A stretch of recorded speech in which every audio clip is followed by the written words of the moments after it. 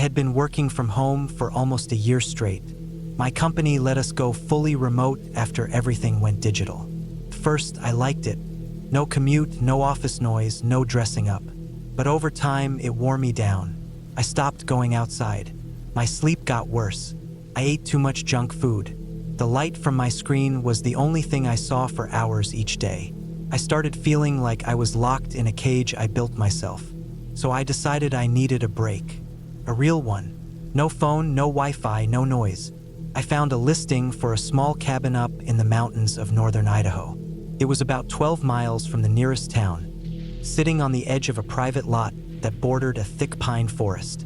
It had no electricity, just a propane heater, a small gas stove, and a generator that only worked if you brought fuel. The owner said there was no cell signal either. That was exactly what I wanted. I packed for a week. I brought food that wouldn't spoil, filled a cooler with ice and water, and threw in a couple of camping lanterns and extra propane cans. I packed clothes for cold weather, thick boots, my small hatchet, a folding saw, a good flashlight, a hunting knife I barely ever used, and a few books I never found time to read. I even brought a little hand crank radio just in case I needed to hear a weather update. My plan was to hike, sleep, eat, and rest. No screens, no stress. The drive was long. I took a paved highway into the mountains, then a gravel road for 45 minutes until I reached a narrow dirt trail that went up into the woods. There were no signs, no houses, just the trail and a small wooden gate, which the owner told me would be unlocked. I parked my car at the bottom and walked the last mile and a half in. It was steep and cold. The sun was already starting to dip behind the hills. The air smelled like pine and earth. My boots crunched over old leaves and broken twigs. The cabin was smaller than I expected. One room, a loft with a mattress, a small table and 2 chairs, a wood stove, and a kitchen counter with a small sink and a hand pump. There was a little outhouse about 20 yards behind it. No neighbors, no fences, no traffic. Just trees. Thousands of them. The first night was quiet. I set up my bedroll in the loft, cooked a can of stew on the propane stove, and listened to the wind pushing through the trees. I read until the lantern started to dim, then went to sleep. It was cold, but not too bad. I left one window cracked open for fresh air. The forest outside creaked and shifted, but it didn't bother me. By the second day, I felt lighter. I made coffee over the stove, stretched out on the porch, and watched the sky change color as the sun came up. I hiked up the ridge behind the cabin. The view at the top was wide and sharp. You could see the hills rolling for miles, all covered in dark green forest. I found some deer tracks, old boot prints, and signs of elk farther up. I collected firewood on the way back, chopped it, stacked it neatly near the door, and cooked rice with beans for dinner. That night, something woke me up. It was late. I had no idea what time. It was pitch black, but I heard something heavy walking outside. Slow steps on dry leaves. Not a bear, I thought. Bears move faster and they're louder. This sounded like a person. I didn't move. I just listened. The steps circled the cabin once. They paused near the outhouse. Then they stopped completely. I waited for another sound, but it didn't come. I eventually fell asleep again without checking. I figured it was my nerves. The next morning, I walked around the cabin. I didn't see anything strange at first, but behind the outhouse in the damp ground, I saw a clear footprint. A boot print, about the same size as mine, maybe a little smaller. I hadn't been behind the outhouse yet, and it hadn't rained, so it wasn't mine. It unsettled me a little, but I tried to brush it off. Maybe it was from a hunter. Maybe someone had come up the trail and just wandered around. The owner had said the land was private, but not patrolled. I decided to keep an eye out, but not overthink it. I went for another hike that afternoon, but stayed closer to the cabin. On the 4th night, it happened again. I had just fallen asleep when I heard the crunching steps again. This time, they were slower, more careful. I didn't move. I lay flat on the mattress, barely breathing. The steps moved to the side of the cabin with the window. I remembered that it was cracked open a little. I felt my chest tighten. I stayed still. Then I heard breathing. Low, slow breathing. Just outside the window. I couldn't see anything from the loft. I had no flashlight within reach. I waited and waited until the sound stopped. I heard the footsteps move away, then silence again. The next morning, I closed the window tight and nailed a small board over it. I walked the perimeter of the cabin again. More prints this time. They weren't fresh, but they were clear. Same size, same sole pattern. Someone was walking around the cabin at night. Always at night. I thought about leaving, but I told myself it could still be a hiker or hunter who didn't know the place was occupied. Maybe he was just passing through. Maybe he was curious. I had no proof of anything worse. I stayed close to the cabin that day, read for a while, and chopped more wood to keep myself busy. The next night, I didn't sleep. I stayed awake in the loft with the flashlight in my lap and the knife under my blanket. Around 2 in the morning, I heard the same sound again. Footsteps, closer this time. The person wasn't trying to be quiet anymore. They walked right up to the cabin, paused, then moved to the back. I heard the sound of the outhouse door creak, then silence. Then the footsteps came back around and stopped near the porch. For a long time, there was nothing. I didn't move. I didn't shine the light. I just waited. After a while, I heard the person walk into the woods behind the cabin. The steps faded, and I didn't hear them again. The next morning, I made a decision. I was going to leave early. I packed my bag, threw out the rest of the food, and locked the cabin. I started down the trail just after sunrise. The air was cold, and my breath came out in clouds. The dirt road was wet from frost melt, and the trees on both sides felt closer than before. Halfway down the trail, I noticed something strange. A fresh cigarette, but on the ground. It was still slightly warm when I picked it up. Someone had been there, maybe just minutes before me. I kept walking, faster this time. I didn't stop.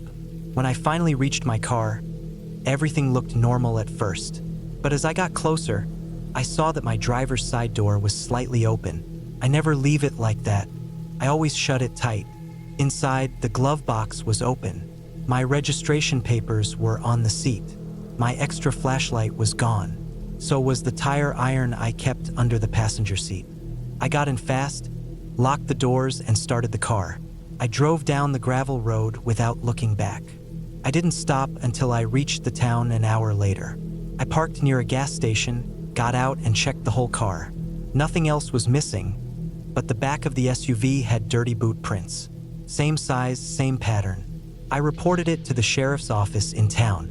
They said they'd send someone to check the cabin. I left my number, but they never called back.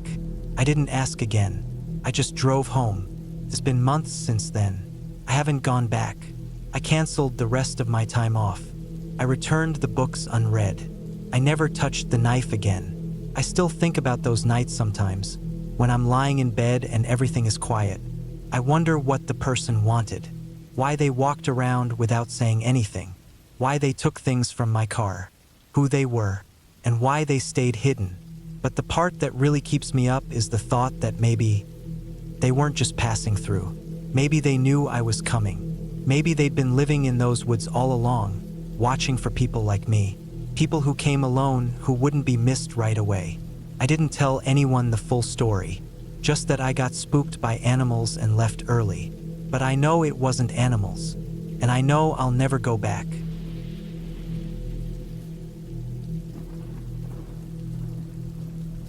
I rented the cabin because I needed to be alone. After everything that happened with the job, the stress piling up, and the feeling that I was constantly being watched or judged at work, I just wanted quiet. Nothing to do, nowhere to be, nobody around. I looked online for cabins that were off-grid, not too expensive, and not touristy. I found one that was about 4 hours north, deep into the woods, surrounded by forest and nothing else for miles. The pictures showed an old wooden place with a porch, a small fire pit, and a dirt road that looked like it hadn't seen much use. It looked perfect, the kind of place where I could finally let my brain go quiet. I packed light, some canned food, rice, bottled water, matches, flashlights, a knife, a first aid kit, a small hatchet, my phone even though I didn't expect service, a couple books, and a blanket. I also brought an old revolver that used to belong to my grandfather. I didn't expect to need it, but I figured it was better to have it, especially since I'd be alone in the woods. I didn't tell anyone I was going. Not because I was hiding, but because I didn't want people trying to call or guilt me into checking in. The drive was quiet. Once I passed the last gas station, I didn't see another car, just miles of trees. The GPS gave out after a while, but I followed the instructions the owner had emailed me. Turn right after the rusted metal gate, then follow the dirt road for about 2 miles. If you see the fallen tree across the smaller path, you've gone too far. I followed the directions exactly. The road was rough, ruts and rocks, and I had to take it slow. I felt like the trees got closer the deeper I went. Branches brushed the sides of my car, and when I finally saw the cabin, it was like it rose out of the woods suddenly. No driveway, no clearing, just there, sitting under the shade of big pines and thick brush. It looked older than the pictures. The wood was grayer, the windows dirtier, but it was standing. No signs of damage or animals. I walked around it before going in. There was a small shed out back, padlocked. A stack of chopped wood beside it. The front door creaked when I pushed it open. Inside, it smelled like dry wood, dust, and maybe a little mold, but not bad. One room with a bed, a chair, a wood stove, and a small table. A shelf with some candles and matches. A bucket under the sink that clearly wasn't hooked up to any real plumbing. There was an outhouse a few yards out back. I'd noticed it during my walk around. The windows were small, with old screens. One had a crack, but nothing major. I set my stuff down and sat for a while, just listening. No cars, no people, just trees creaking, birds calling, wind in the branches. Felt good. I unpacked, opened a can of beans, and ate cold while sitting on the porch. That first night was uneventful. I lit a small fire outside, watched the stars. No light pollution out there. I stayed out until the fire went out, then headed inside. I slept light but deep. Woke up once or twice to the sound of animals, probably raccoons or something in the brush, but nothing that worried me. The second day, I decided to walk. I had a compass and marked the direction of the cabin so I wouldn't get turned around. The forest was thick. No trails, just random openings between trees and brush. The air was cool, dry. I walked for maybe 30 minutes, just far enough to feel truly separated from the cabin, and then sat on a rock for a while. I didn't hear a single person. No planes, no cars, nothing. Just the wind and an occasional rustle in the leaves. I started heading back and realized I was slightly off course. Took me a bit longer to find the cabin again, but I wasn't lost.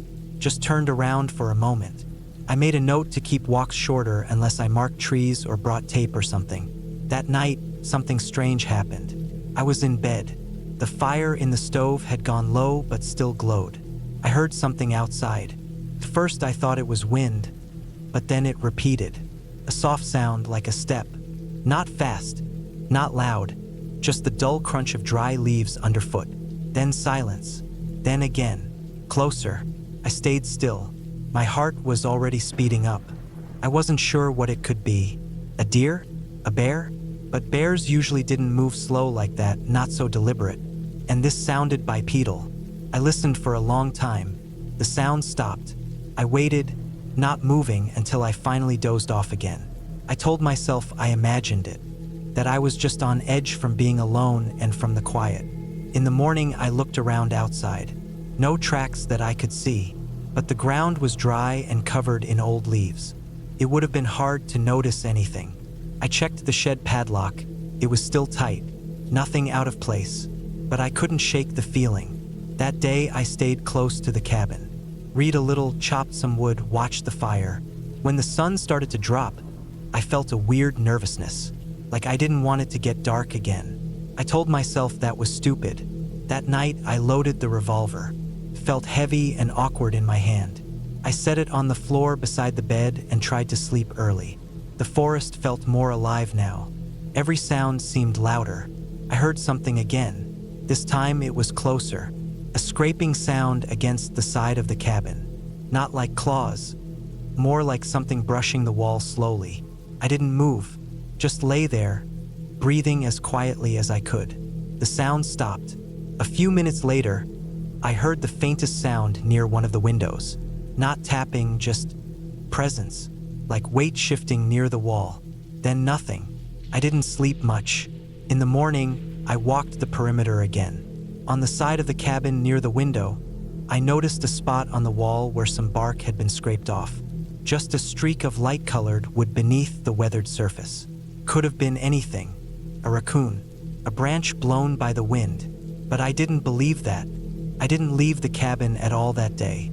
I stayed inside, door bolted, windows covered. I barely ate. I kept the revolver in my lap while I sat in the chair. I started to feel foolish, like maybe I was cracking up. Maybe I wasn't meant to be alone this long. That night, it got worse. I had dozed off in the chair, woke up to total silence. Not even wind. Then I heard something on the porch. A step, a slow creak, then another.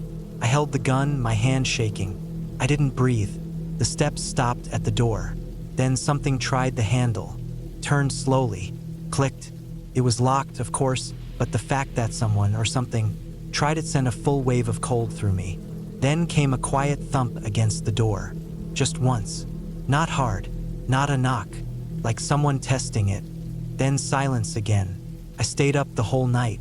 I didn't open the door, didn't go to the window. I didn't sleep. When light finally started to seep through the trees, I opened the door slowly, gun in hand. There were footprints, bare feet, human. No shoes, no socks. Just dirty, wide feet. They came from the woods, stepped on the porch, turned at the door, and went back the way they came. I stood there for a long time, frozen. The prints were faint but real. I saw where the heel pressed harder into the board, where dirt had stuck in the cracks of the wood. They weren't mine. I never went outside barefoot. I packed immediately, threw everything into the bag, left half the food behind, got in the car and started it. The engine hesitated for a second before catching, and I nearly lost my mind in that moment. I reversed down the dirt road faster than I should have, hit a rock hard enough to jolt the car, but I didn't stop. I drove until I saw pavement again. Then I drove another hour before stopping at a gas station. I sat there for a while, just breathing, watching people go about their normal lives. Nobody knew what had happened. I didn't tell anyone. I just went home. The police wouldn't have done anything. What could I say? Some guy walked near my cabin? Touched the door? There wasn't a crime. But something was wrong out there. Someone was living in those woods. Watching. Waiting. I don't think they wanted to hurt me. If they did, they could have. But they wanted me to know they were there. They wanted me afraid. It worked. I haven't gone back to the woods since. I live in the city now. I like the noise. I like neighbors. I like streetlights. And every night before I lock my door, I still check the handle twice. Because I still remember that slow turn of the knob and the quiet step on the porch. I don't need to know who it was. I just know they're out there, and they're not alone.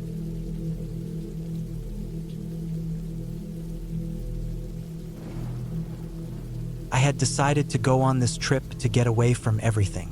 It was a spur-of-the-moment decision, something I felt I needed after the hectic few months I had been through. My mind was a mess. Work, personal stuff, the usual weight of life. The idea of being alone in a remote cabin in the woods sounded like the perfect way to clear my head. No distractions, no noise, just me and the wilderness. The cabin I rented was small, tucked deep into a national forest. I had looked it up online, and the reviews were glowing, quiet, peaceful, isolated, and beautiful. It seemed like the ideal place to recharge. When I finally pulled into the dirt driveway after a long drive, I wasn't sure what to expect. The air smelled fresh, crisp, like pine and earth.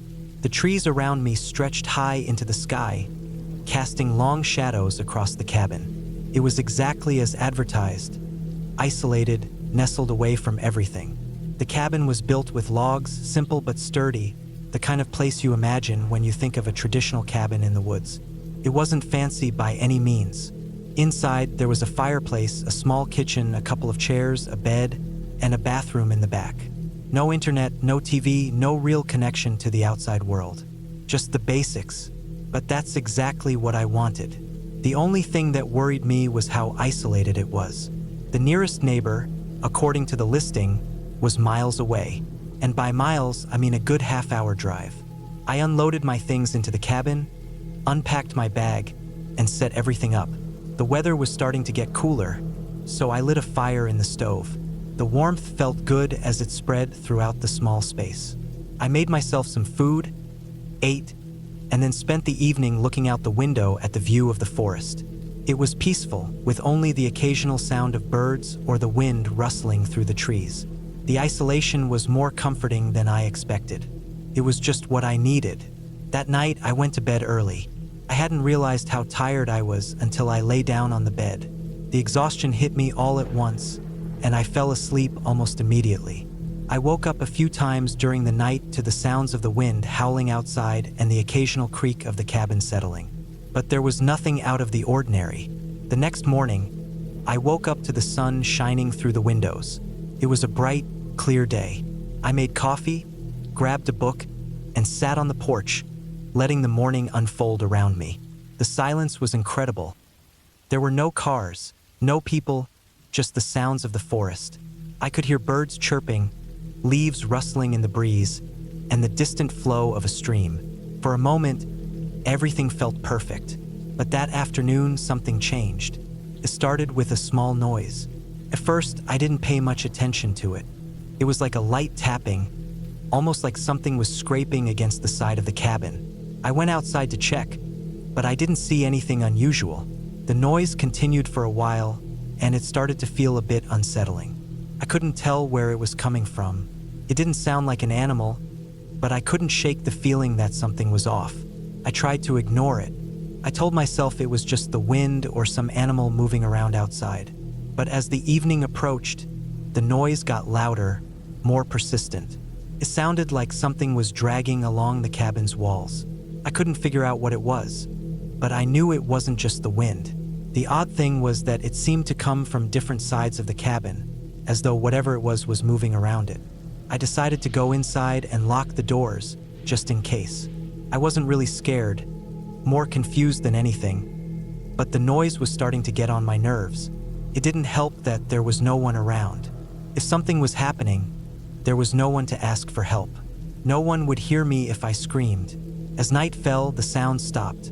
I felt a little relief, but my unease didn't go away. I stayed inside, keeping the lights low. I wasn't sure why I felt so tense, but the stillness of the forest outside felt oppressive. The cabin felt smaller, more enclosed than it had earlier in the day.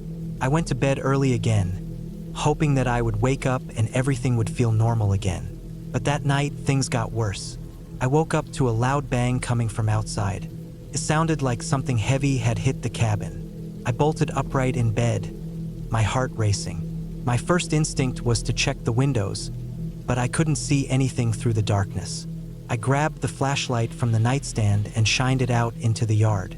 Nothing seemed out of place, but the fear in my chest wouldn't go away. I lay back down, trying to calm myself. Maybe it was just an animal, something big like a deer or a bear, maybe. But then I heard it again. A loud thud, followed by the distinct sound of something scraping against the wooden side of the cabin. It was coming from the back, from the side where I couldn't see. I felt paralyzed, staring at the wall, wondering if I should go outside and check. My mind was racing with possibilities, none of them comforting. Could be an animal or it could be something else. The thought of someone else being out there, someone who might be watching me, made my skin crawl. I decided to go outside. There was no way I could just lie there and listen to those noises all night. My heart was pounding, but I grabbed a heavy flashlight and made my way to the back door. I opened it slowly, stepping into the night. The cool air hit my face, and I could feel my breath come in short, rapid bursts. The light from the flashlight sliced through the dark, illuminating the trees and the ground around the cabin. First, I didn't see anything. The ground was empty, but then I noticed something strange. A few of the large rocks near the back of the cabin had been moved. It wasn't much, just a few inches, but it was enough to make my stomach twist. Someone or something had been here. I didn't know how long it had been there, but I knew something wasn't right. I scanned the area more carefully, hoping to see whatever had been making the noise. I felt like I was being watched, but the more I looked, the more I realized there was no one there. It was just the trees, the dark, and the emptiness of the forest surrounding me. But as I turned to go back inside, I heard a faint sound from the direction of the woods. A rustle, followed by a sharp snap of a branch. It wasn't close, but it was enough to make my blood run cold. Something was out there, and I wasn't alone. I rushed back into the cabin and locked the door behind me. I tried to steady my breathing, but it wasn't working. I felt a sense of dread creeping in. I couldn't shake the feeling that I was being watched, that whatever had been out there, whatever had made those noises, was still nearby. I decided to leave in the morning. I didn't care how beautiful the forest was, or how peaceful the cabin had seemed.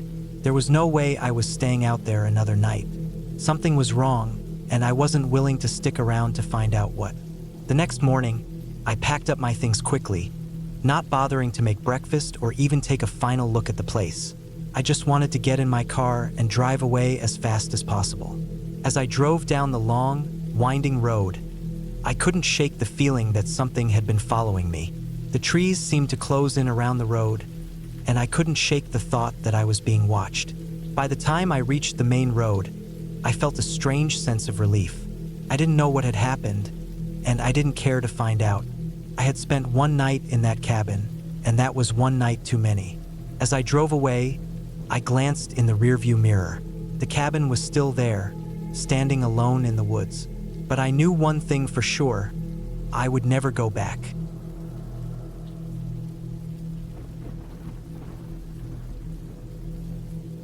I rented the cabin because I needed to be alone. After everything that happened with the job, the stress piling up, and the feeling that I was constantly being watched or judged at work, I just wanted quiet.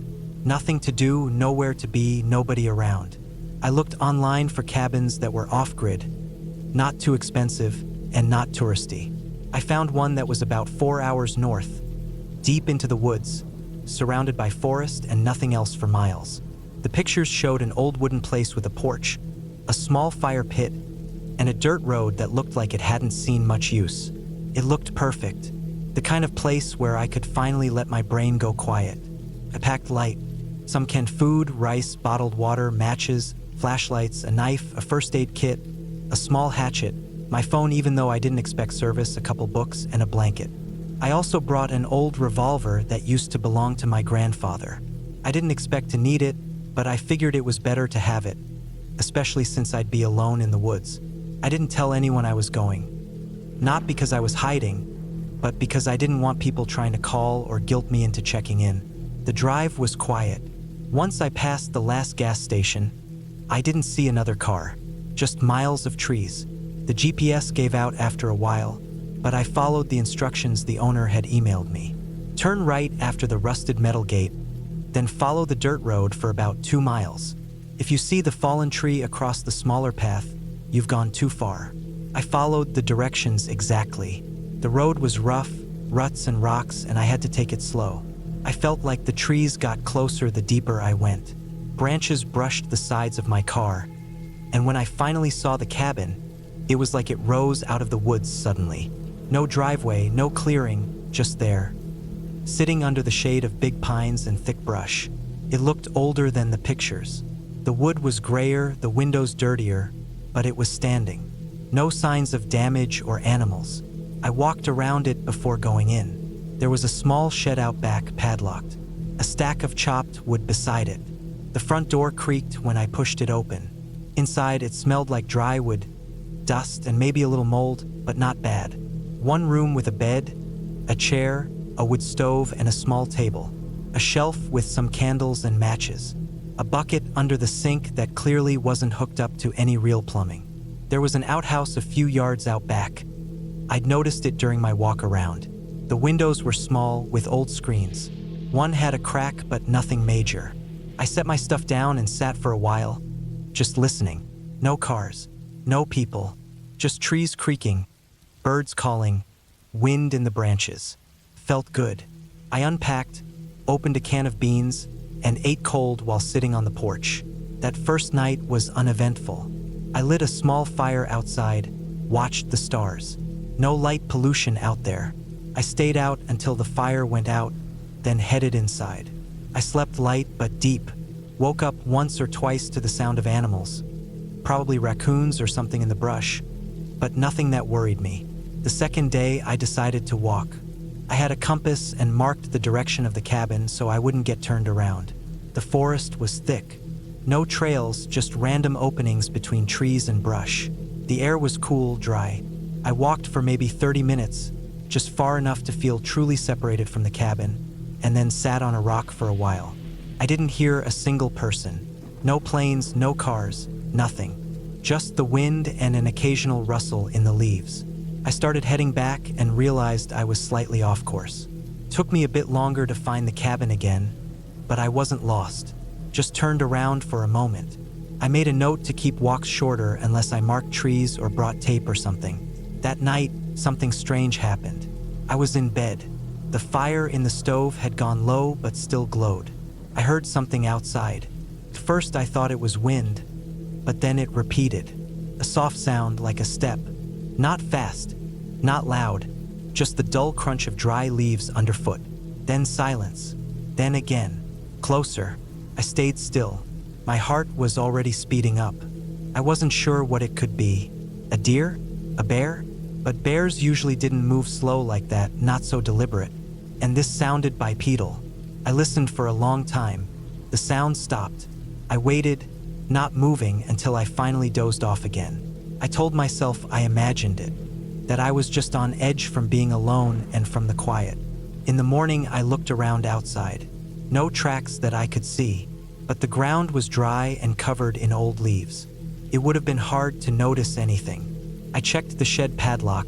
It was still tight, nothing out of place, but I couldn't shake the feeling. That day, I stayed close to the cabin. Read a little, chopped some wood, watched the fire.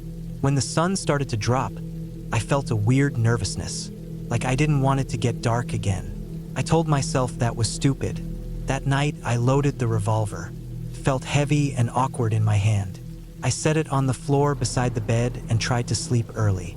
The forest felt more alive now. Every sound seemed louder. I heard something again. This time it was closer. A scraping sound against the side of the cabin. Not like claws, more like something brushing the wall slowly. I didn't move, just lay there, breathing as quietly as I could. The sound stopped. A few minutes later, I heard the faintest sound near one of the windows. Not tapping, just presence, like weight shifting near the wall. Then nothing. I didn't sleep much. In the morning, I walked the perimeter again. On the side of the cabin near the window, I noticed a spot on the wall where some bark had been scraped off. Just a streak of light-colored wood beneath the weathered surface. Could have been anything. A raccoon. A branch blown by the wind. But I didn't believe that. I didn't leave the cabin at all that day. I stayed inside, door bolted, windows covered. I barely ate. I kept the revolver in my lap while I sat in the chair. I started to feel foolish, like maybe I was cracking up. Maybe I wasn't meant to be alone this long. That night, it got worse. I had dozed off in the chair, woke up to total silence. Not even wind. Then I heard something on the porch. A step, a slow creak, then another. I held the gun, my hand shaking. I didn't breathe. The steps stopped at the door. Then something tried the handle, turned slowly, clicked. It was locked, of course, but the fact that someone or something tried it sent a full wave of cold through me. Then came a quiet thump against the door. Just once.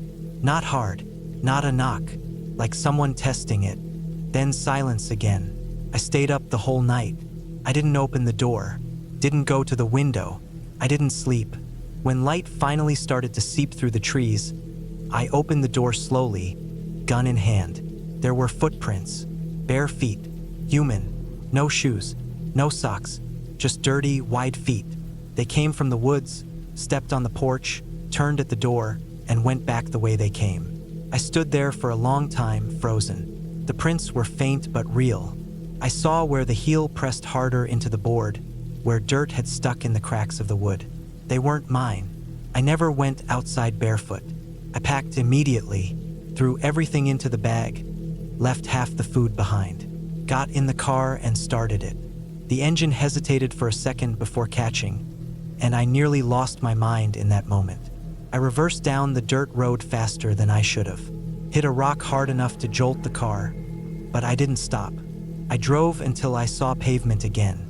Then I drove another hour before stopping at a gas station. I sat there for a while, just breathing, watching people go about their normal lives. Nobody knew what had happened. I didn't tell anyone. I just went home. The police wouldn't have done anything. What could I say? Some guy walked near my cabin? Touched the door? There wasn't a crime. But something was wrong out there. Someone was living in those woods. Watching. Waiting. I don't think they wanted to hurt me. If they did, they could have. But they wanted me to know they were there. They wanted me afraid. It worked. I haven't gone back to the woods since. I live in the city now. I like the noise. I like neighbors. I like streetlights. And every night before I lock my door, I still check the handle twice. Because I still remember that slow turn of the knob and the quiet step on the porch. I don't need to know who it was. I just know they're out there, and they're not alone.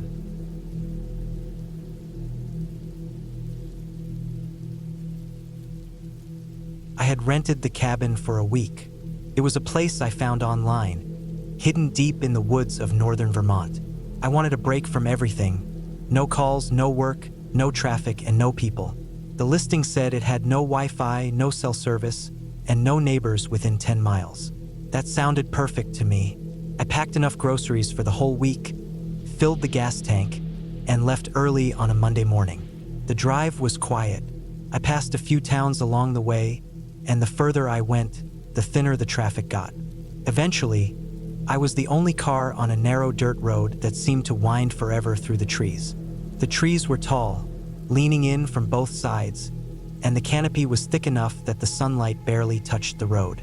I followed the directions exactly, turning at a bent mailbox, crossing a small wooden bridge over a stream, and finally pulling into a clearing where the cabin sat. It looked just like the photos. Small, one floor, made from weathered pine with a little porch and a tin roof. There was a shed to the side, old and leaning a bit, and a fire pit made of stones in the yard. Behind the cabin, the forest stretched out in every direction. I didn't see any signs of people, no power lines, no other cabins, not even trails, just trees and silence. I unloaded my stuff and brought it inside.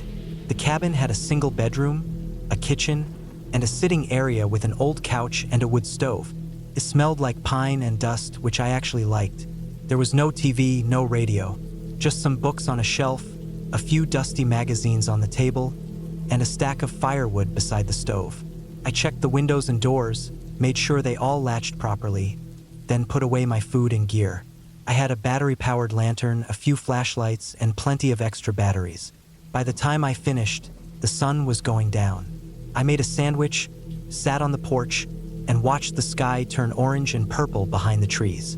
It was completely silent except for the occasional rustle of wind through the leaves. I felt calm, like my mind had finally gone still for the first time in months. The first night passed without anything strange. I woke up a few times just from the silence. It was so quiet out there that even my own heartbeat felt loud. But nothing felt wrong. The second day I went for a walk. I didn't go too far, just followed a game trail a mile or so into the trees, marked a few spots with broken sticks so I could find my way back. I saw deer tracks, rabbit prints, even a pile of bear scat, but I never actually saw any animals. I collected some dry wood, brought it back, and made a fire that night. The flames lit up the trees nearby, and beyond that was just darkness. Pitch black. I sat out there for hours, staring into it, listening. Again, nothing happened. Not that day. It was the third morning when I noticed something that didn't feel right. I woke up around 7 a.m. and went to make coffee. The water came from a pump outside, and I had to boil it on the stove. When I stepped outside, I saw the porch steps were dirty. Not just a little dust or leaves, but smudged, like someone had stepped on them with muddy boots. At first, I figured maybe I'd done it myself and just hadn't noticed. But I looked at my own boots, still by the door, and they were clean. I hadn't used them since the hike the day before, and I'd wiped them off. I looked closer at the prints. They were definitely from boots, larger than mine, deeper, and there were a few of them, not just one. They went up to the porch, stopped at the door. No prints going back the other way. That unsettled me. I checked the door, it was still locked. Nothing inside was disturbed. I looked around the yard but didn't see anything out of place. No trash, no marks in the grass, no paths in the trees. Just those prints.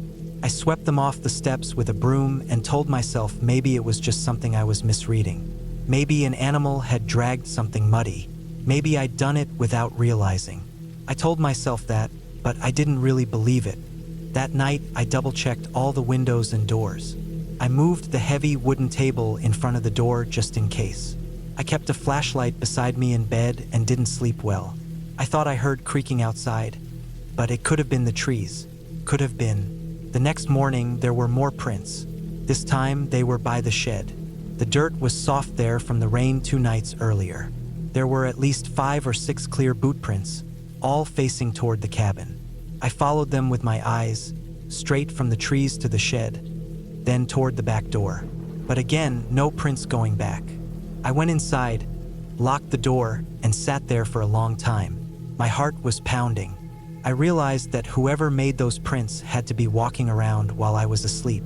And they weren't just walking randomly, they were coming straight to the cabin. They were watching it.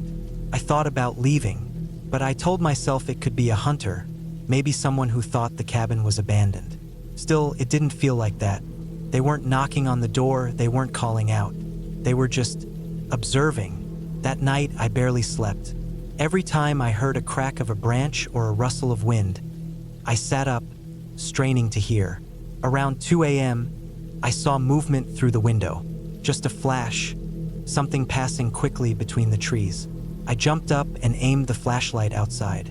Nothing, but I was sure I'd seen someone. I waited until sunrise, then went out and checked the ground. More prints, right up to the window. I couldn't take it anymore. I started packing. I threw my clothes into the bag, shoved food into a cooler, and got ready to leave. But when I got to my truck, I froze. The gas cap was open. The cap was lying on the ground, and the tank was empty. Someone had drained it. That's when the panic hit me for real. I started breathing fast, my hands shaking. I was stuck out there. I had no phone signal, no internet, and the nearest town was 20 miles of forest and dirt road. I ran back inside and locked everything. I took out the hatchet I'd brought for chopping wood and kept it beside me. I didn't know what else to do. The rest of that day passed slow. I kept every light off. I sat behind the couch so I couldn't be seen through the windows. I ate cold food, drank water, and waited. I kept looking at the woods. I thought I saw movement a few times. A shadow here, a flicker there, but I couldn't be sure. That night, it started again. I heard footsteps on the porch around midnight. I didn't breathe. I just sat there, frozen. The steps were slow and careful. I heard them stop in front of the door. Then I heard a faint sound, metal against metal. Someone was trying the lock. I wanted to scream, but I didn't. I just gripped the hatchet tighter and stayed low. After a few minutes, the steps moved around to the side. I crawled to the bedroom and looked through the crack in the curtain. I saw a shape, tall, wearing something dark, just standing in the yard, facing the cabin, not moving. They stood there for a long time. Then they turned and walked back into the trees. I didn't sleep. The next morning, I decided I had to do something. Couldn't just wait. I found a can of gas in the shed, but it was nearly empty. I poured what little was left into the truck, barely enough to maybe get a few miles. I grabbed everything I could carry, put a knife and the hatchet in my pack, and left a note on the table with the date and time, just in case someone found the cabin later. I started walking down the dirt road. I didn't even lock the door behind me. I didn't care. I needed to get out of there. I walked for hours. The road twisted and turned. I kept checking behind me. At one point, I thought I heard something crashing through the brush behind me.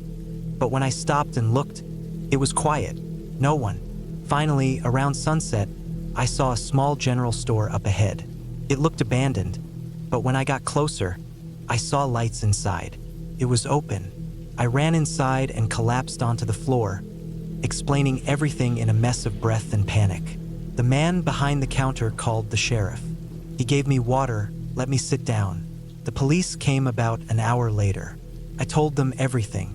They sent a deputy to the cabin that night and another the next morning. What they found chilled me. Inside the shed, hidden under a pile of rotted boards, they found an old sleeping bag, some canned food, and a backpack. Inside the pack was a set of keys, including one that fit the cabin door, and a map. The map had the cabin circled in red, and there were notes written all over it. Dates, times, little details about the cabin. The scariest part? One of the notes read, "He finally left the porch light on. Sleeps facing left side. Moves at 3 a.m. Whoever had been out there knew I was inside. They had been watching me every night, maybe even from the woods during the day. They had been writing notes, learning my habits, planning something.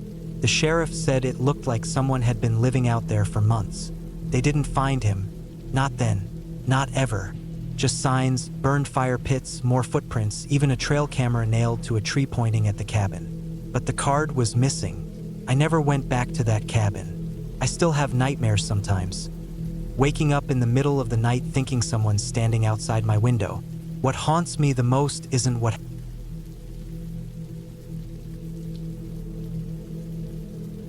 I rented a cabin deep in the woods of northern Vermont, far away from anything loud, busy, or crowded. I was looking for a place where I could just sit still for a while, hear nothing but the wind and maybe some leaves, take a few hikes, and disconnect from my phone and laptop. It was late October when I got there, so most of the trees had already dropped their leaves. The woods looked thin and bare, and the air was cool but dry. I had found the place online. An old wooden cabin set a little downhill from a narrow dirt road that twisted through a long patch of forest. The nearest town was about 40 minutes away by car, and it wasn't much of a town either. Just a gas station, a diner, and a few shops. The listing said the cabin was once used by trappers back in the 1940s and had since been rebuilt and fitted with solar panels, a small propane stove, and a water tank that fed from a nearby spring. The pictures looked clean and simple. The cabin was surrounded by trees, and there were no other structures in sight. It sounded perfect to me. I got there late in the afternoon on a Thursday. I remember the sun was already low behind the hills. The road had narrowed into a rough gravel path the last few miles. I parked my car off the side and carried my stuff down a short slope to the cabin. It was smaller than I expected, and even more isolated. The windows were shut tight, and there was no phone signal anywhere near it. I liked that. Inside, there was a cot with a foam mattress, a wood stove, a foldable table with 2 chairs, a tiny counter with a propane burner and sink, and a small cabinet filled with dry goods and old pans. The back door opened to a small porch that looked out toward a wide clearing and a line of woods beyond. The forest looked endless. I set my bag down and unpacked slowly, trying to take it all in. The quietness felt strange at first, so complete that I could hear every small creak of the boards and the faint rustle of dead leaves outside. After sunset, it got cold fast. I lit the wood stove and heated a can of soup. I sat by the small window and looked out at the darkness creeping in. There was no light out there, no passing cars, no glow from nearby homes, just blackness between the trees. The first night passed without anything unusual. I read a bit from a paperback I'd brought, wrote in a small notebook, and turned in early. The cot wasn't comfortable, but I was tired. I woke a few times from the cold, even with the stove going, but nothing else. I slept okay. The next day, I woke to silence again. The sun came up slow and dim through a gray sky. The forest looked quiet and lifeless. I cooked some oatmeal and decided to hike a bit through the woods behind the cabin. The ground was soft with fallen leaves. Every step made a dull, crunching sound. I didn't see or hear anything. No birds, no deer, no squirrels. Just trees. Felt strange. I kept hiking for about an hour until I found a narrow trail cutting through the woods at an angle. It didn't look like an animal path. It was too clean, like someone had walked it many times. I followed it. It curved through the trees and then dipped into a small hollow where I saw what looked like a fire pit. An old ring of black stones with ashes inside. There were bits of burnt wood still there and some cans, beans maybe, and a melted plastic bottle. It looked like someone had used it fairly recently. I glanced around, trying to spot any tents or shelters, but saw nothing. The trail seemed to go further into the trees. I followed it a little more until it split in two directions. One led deeper west, the other bent back south toward the hills. I stopped there. I wasn't carrying anything with me.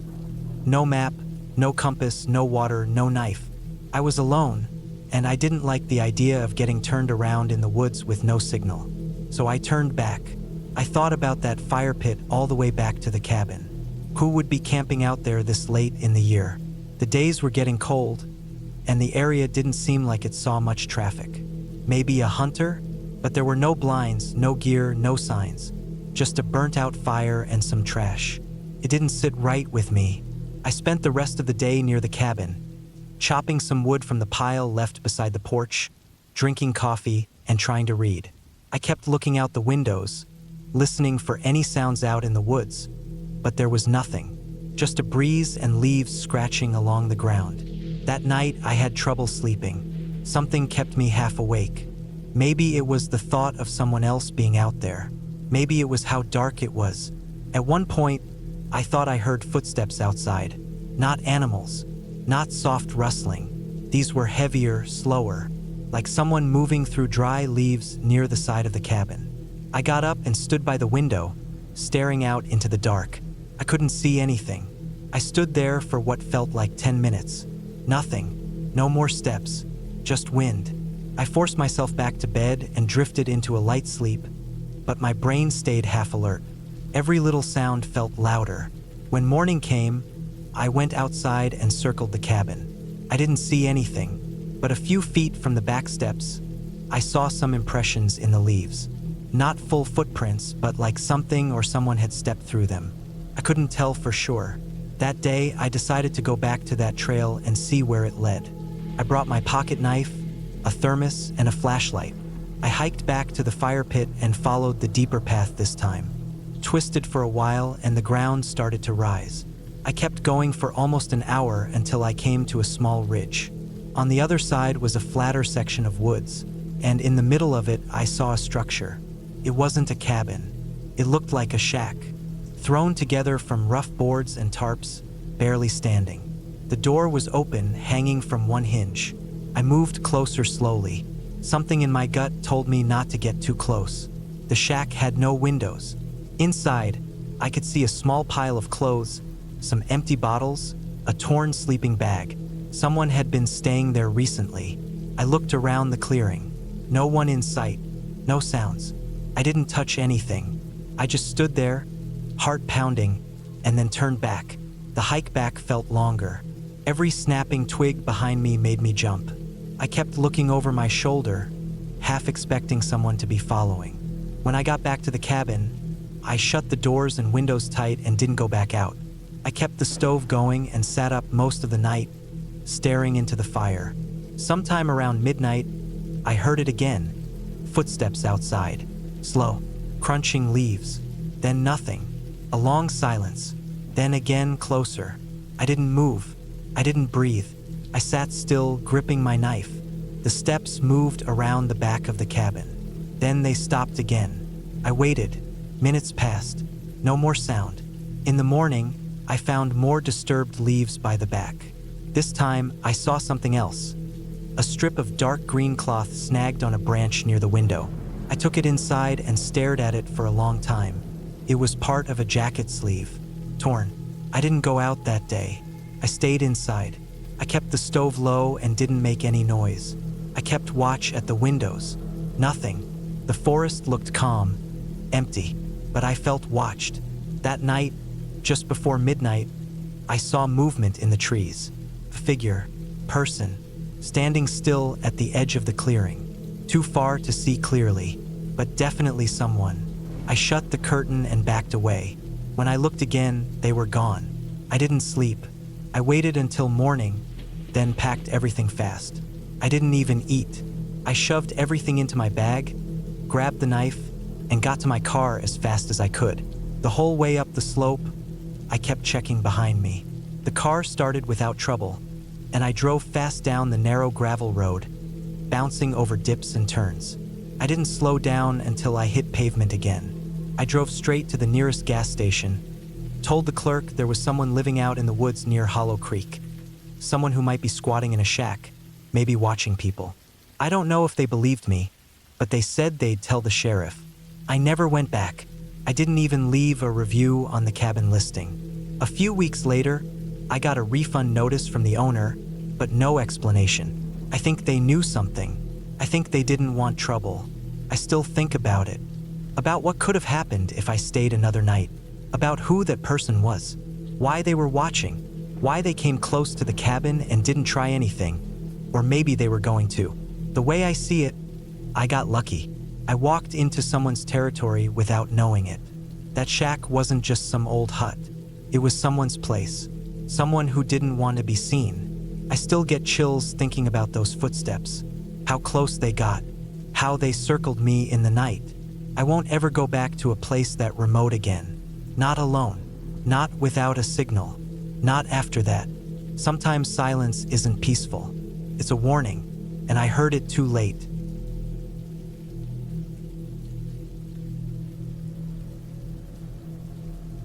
I'd been looking forward to this trip for weeks.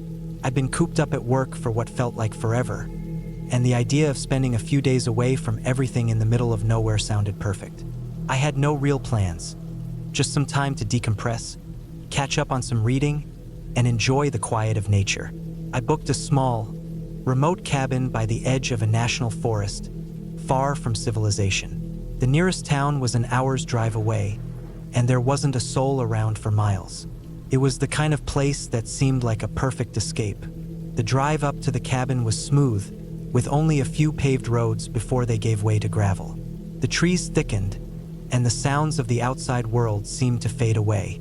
It was the kind of place where the only noise was the wind rustling the leaves and the occasional bird call. I had my gear, enough food to last for the weekend, and a good book to keep me company. The cabin was small but cozy, tucked between two large pine trees. Its wooden exterior was weathered, but it gave off a welcoming, rustic charm. Inside, it was just as I expected. A small living area with a stone fireplace, a couple of worn sofas, and a wooden dining table. There was a lofted bedroom with a big window that looked out over the forest, and the whole place smelled of old wood and pine. It felt secluded and peaceful, and for the first few hours, everything was perfect. I unpacked, made myself some dinner, and settled in front of the fire to read. The crackling of the wood in the fireplace and the occasional gust of wind outside were the only sounds, and they made me feel like I was in a completely different world. That first night, I slept well. The bed was comfortable, and the quietness of the place seemed to lull me into a deep sleep. But something woke me up in the middle of the night. At first, I thought it was just a bad dream or the wind. The sound was soft, distant, almost like a low thumping. I lay there for a few moments, straining to listen. It came again, a thump, followed by another. It was rhythmic, almost deliberate. It wasn't the wind, and it wasn't anything I'd heard before. My heart began to race, but I told myself I was just being paranoid. It was a forest after all, and wild animals could make all sorts of noises. It was probably just a deer or something bumping into the cabin. I closed my eyes again, trying to dismiss the thought, but the thumping continued. It was louder now, closer, and I could tell it wasn't coming from the woods. It was coming from inside the cabin. I held my breath, my body frozen in place, listening intently. The thumping was followed by a dragging sound, like something heavy being pulled across the floor. It stopped for a moment, and then I heard a creak, like a floorboard shifting under pressure. My heart was pounding in my chest now, but I still tried to convince myself that it was nothing, just an old cabin settling. Maybe the wind was causing the walls to groan. I stayed still, hoping the sounds would stop, but instead, they grew louder, more pronounced. The dragging sound started again, this time followed by the unmistakable scrape of something heavy dragging across the floor. The hairs on the back of my neck stood up, and I couldn't ignore the creeping sense of dread that was slowly crawling up my spine. I forced myself to get up, my legs shaking as I stood. I grabbed a flashlight from the bedside table, my breath coming in shallow gasps. I tried to keep my thoughts rational, but there was something deeply unsettling about the noises. I stepped out of the bedroom, flashlight in hand, scanning the dark hallway. The sound had stopped, but I could still feel something was off. The air felt heavier, thicker, as if something had changed. I slowly made my way to the living room, the beam of light trembling in my hand. As I passed the doorway, I glanced into the kitchen. The light from the flashlight flickered across the room, illuminating the small space. It was empty still. The cabin was as silent as it had been when I first arrived. Then, I heard it again, a faint scratching sound, followed by another thump.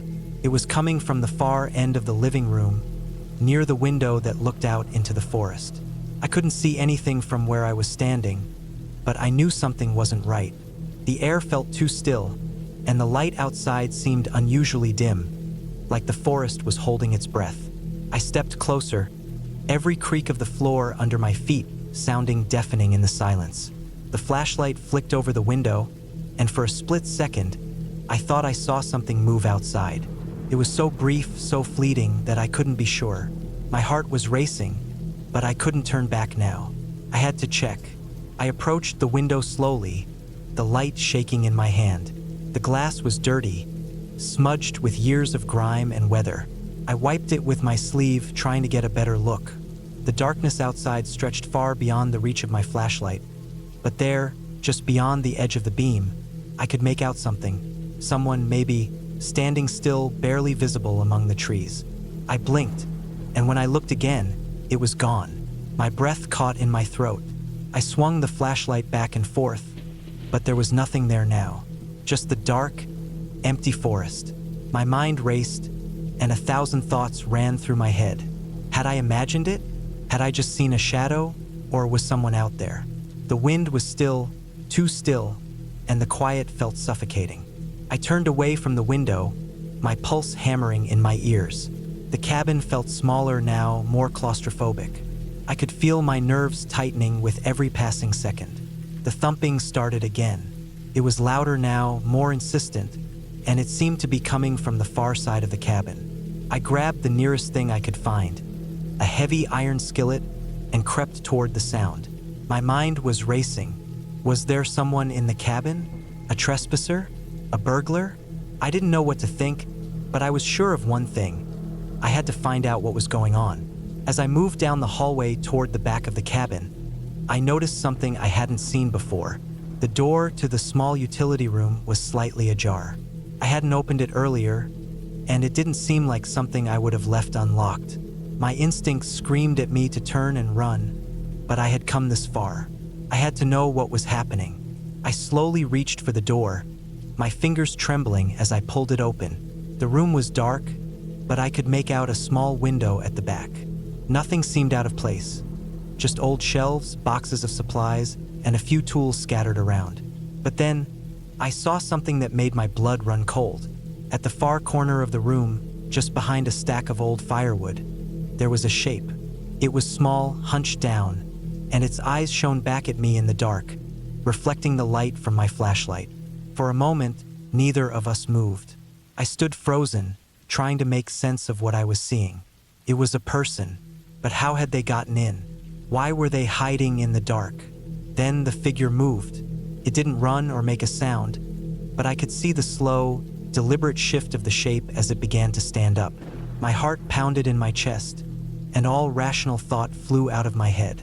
I swung the skillet toward the figure, my muscles jerking with panic, but the figure ducked and darted behind the stack of wood. I backed away quickly, my mind racing.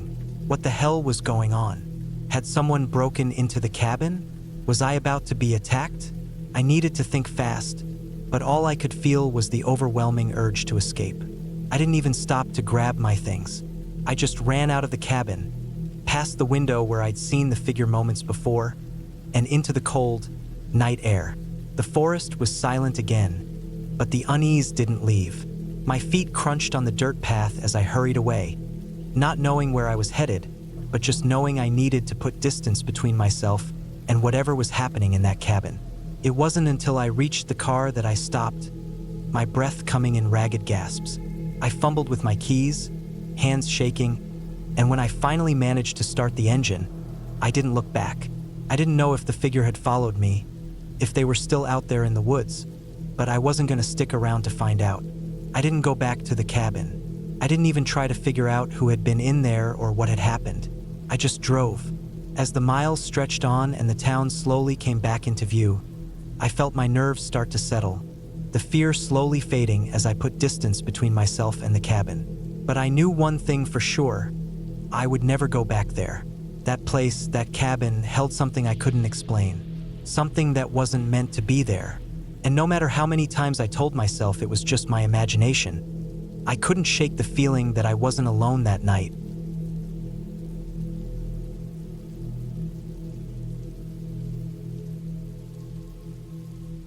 That's what I told myself when I booked the cabin. I'd been living in the city too long. The noise, the traffic, the people everywhere. I felt like I couldn't breathe anymore. I needed space. I needed quiet. I wanted to sit somewhere where I couldn't hear engines revving, where I didn't have to squeeze past strangers on sidewalks, where nobody would talk to me at all. So I found this place, a small cabin deep in the woods up north, close to a frozen lake, surrounded by tall pines and nothing else. No neighbors, no trails, no cell signal. Just the cabin, a gravel path barely wide enough for my car, and trees that never seemed to end. It looked perfect. The place was an old hunting cabin someone had fixed up enough to rent out. It was advertised as off-grid but functional. Solar panels for a little electricity, propane heater, a small wood stove, a well for water. The pictures showed a small living space, a loft with a bed, a tiny kitchen, and a front porch that faced nothing but miles of trees. It was exactly what I thought I wanted. Somewhere quiet to read, sleep, and maybe hike around a bit before the snow got worse. I got there just after noon. The last stretch of road was rough, just gravel and packed dirt, winding and full of potholes. There were tire tracks from someone who must have been there before, but they were old and faded, half covered by fallen pine needles and leaves. Once I parked in the small clearing and cut the engine, everything went completely still. I hadn't felt silence like that in years. It wasn't just quiet. It was thick like a blanket wrapped around the forest. No wind, no birds, just stillness. I got out of the car and stood there a while, just listening. It was weird at first, but I liked it. It felt like the world had paused and I was the only one who noticed. The cabin was exactly like the photos. Creaked a little when I stepped inside. The air smelled like old wood and cold metal. I went from room to room, checking things out. The kitchen was tiny but had enough. Camping stove, a few pans, shelves with canned food and coffee.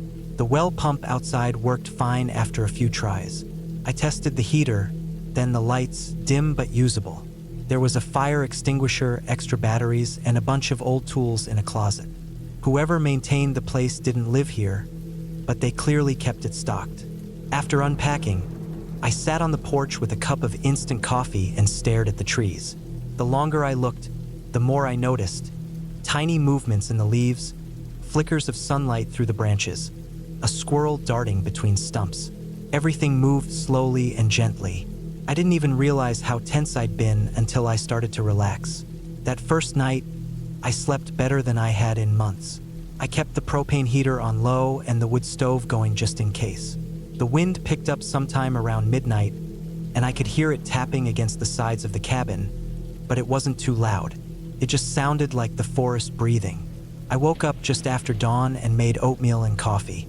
I decided to explore the woods behind the cabin. There was no official trail, but the ground wasn't too bad. Mostly pine needles and frozen mud. I walked for maybe 2 hours, slowly, sometimes stopping to look at animal tracks or old stumps. I didn't see any other cabins or signs of people. That's what I wanted. I went back around noon, made lunch, and read a paperback I'd brought. Time felt different out there, slower, like the days stretched out longer than usual. That night, I went to bed early. The fire in the stove had almost gone out, and I was half asleep already when I heard the crunching sound. It was soft at first, faint, but clear enough to pull me out of sleep. Crunch, pause, crunch, pause. It wasn't the wind or the trees. It sounded like footsteps on frozen dirt and leaves. Slow, steady, spaced apart like someone walking carefully. I sat up in the loft and held my breath. The small window near the bed didn't face the front, so I couldn't see outside. I waited. The sound stopped. I told myself it was probably a deer, maybe a moose. The woods were full of animals. It made sense. I listened for a long time and didn't hear anything else. So I lay back down and stared at the ceiling until I fell asleep. The next morning, I walked around the cabin before breakfast. There were prints in the dirt near the porch. Not boot prints, not animal tracks either. Just a messy path. Something or someone had stepped around a lot, kicking up leaves and leaving smudges in the frost. It circled the cabin once, then vanished into the woods. It didn't sit right with me. I didn't know what to make of it. There wasn't any cell service, but I had brought a cheap emergency radio with a weather band and basic alerts. I turned it on just to be safe, but there was no emergency warning, no recent messages, nothing strange, just cold air and trees. I tried to brush it off, probably just a big animal. Still, I started locking the door even during the day. I kept the fire going and stayed inside most of the time. That night, the footsteps came back. I was already awake, lying still with my eyes open. It was just after midnight. I had let the fire die down, and the heater was clicking softly as it cycled. Then I heard it again. Crunch, crunch, pause, crunch. Closer this time, slower. It circled the cabin once. I heard the steps go from one side to the other, dragging slightly in some places. Then it stopped, right near the porch. I didn't move. I didn't get up. I just stared at the ceiling and tried to control my breathing. Felt like the cabin was holding its breath with me. No wind. No cracks. Just silence. After what felt like hours, I finally fell asleep from exhaustion. In the morning, I opened the front door slowly and looked down. Same thing. The ground was disturbed. A wide loop around the cabin, ending near the steps. This time there was something else. On the porch, right next to the door, was a small rock. Just one. Smooth, round, grayish-white. It hadn't been there the day before. I picked it up. It didn't mean anything to me, but it didn't feel random. I checked around the property again. No fresh animal tracks.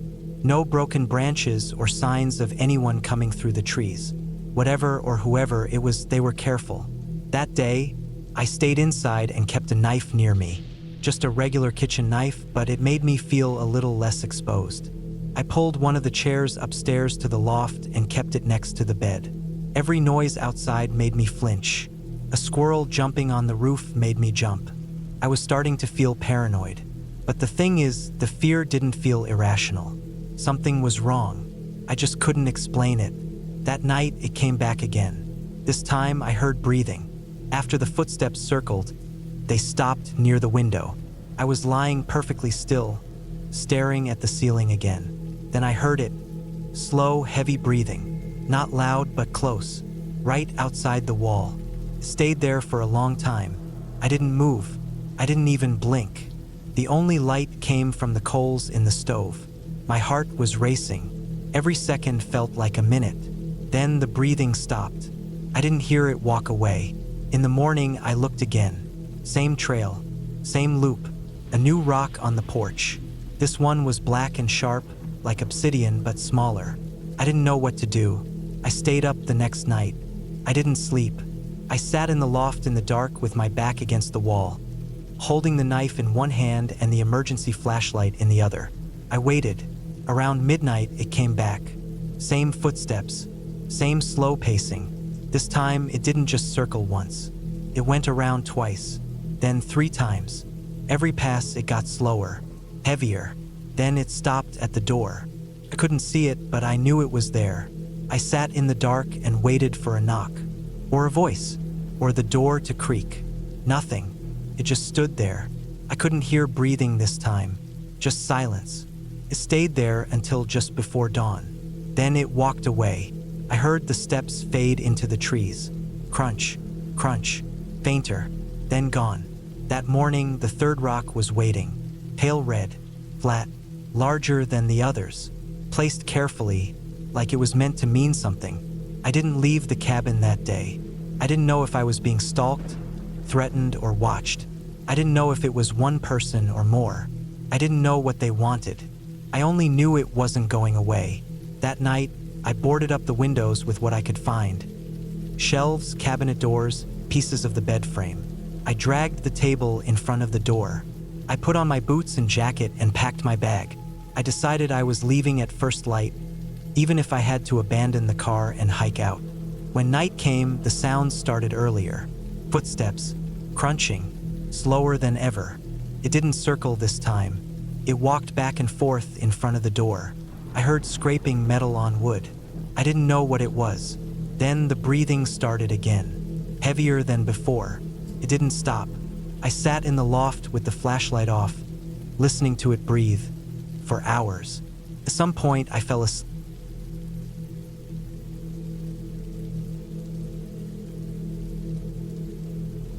It started in late September when I couldn't focus at home anymore. I'd been trying to finish a technical manual for a small company I was working with. Nothing exciting, mostly rewriting their old safety procedures and turning them into something clean and easy to understand. The kind of work you do best when nobody's around to distract you. I lived in a small city in Colorado, and between traffic, noise, and the usual home distractions, I kept getting pulled away from it. I told myself I needed a break, a real break, so I rented a cabin. It was one of those listings you see online that doesn't have a ton of reviews, but the pictures looked good. Just a square, sturdy-looking building way up in the hills, surrounded by trees. No other buildings nearby. According to the listing, there was a dirt road that led right up to it, power from a small solar array, a propane tank, and a basic bathroom with a composting toilet. The cell service was spotty. No Wi-Fi. The owner said in the listing that it was ideal for writers or artists needing solitude. That's all I needed to hear. I packed enough food for 2 weeks, filled my gas tank, threw my laptop, notebooks, and a solar charger in the back seat, and drove up into the mountains. Took longer than I thought. The last hour was nothing but winding dirt roads. Some parts so narrow that I had to stop and reverse when I came up on a fallen branch or a rock slide. The cabin was farther from civilization than I expected, but by the time I got there, I didn't care. I was tired of hearing traffic. I was tired of people. The place was even quieter than I imagined. Just tall pines and silence. The only man-made thing in sight was the little cabin sitting in a clearing, maybe 60 feet from the nearest tree line. I parked next to the porch and stepped out. No smell of smoke, no buzzing from power lines, no sounds of cars or planes. Just wind moving through trees and the faint creaking of wood from the cabin itself. Inside, it was simple. One room, all wood, with a little stove in the corner and a small table under the window. A thin mattress on a wooden frame sat against the far wall. The place smelled like cedar and dust. The solar lights worked. The propane stove clicked on. Everything was quiet and still and perfect. For the first 3 days, things were great. I got up early, made oatmeal, and worked until the late afternoon. Then I'd take a walk on one of the trails near the cabin. They weren't official trails, more like faint paths where other people or animals had walked before. I followed them just far enough to get a little exercise, then came back before sunset. That first night, I slept better than I had in months. But by the 4th night, I started hearing things. It wasn't much at first, just little sounds. A branch cracking somewhere out past the trees. Wind moving oddly, like it was being pushed in bursts.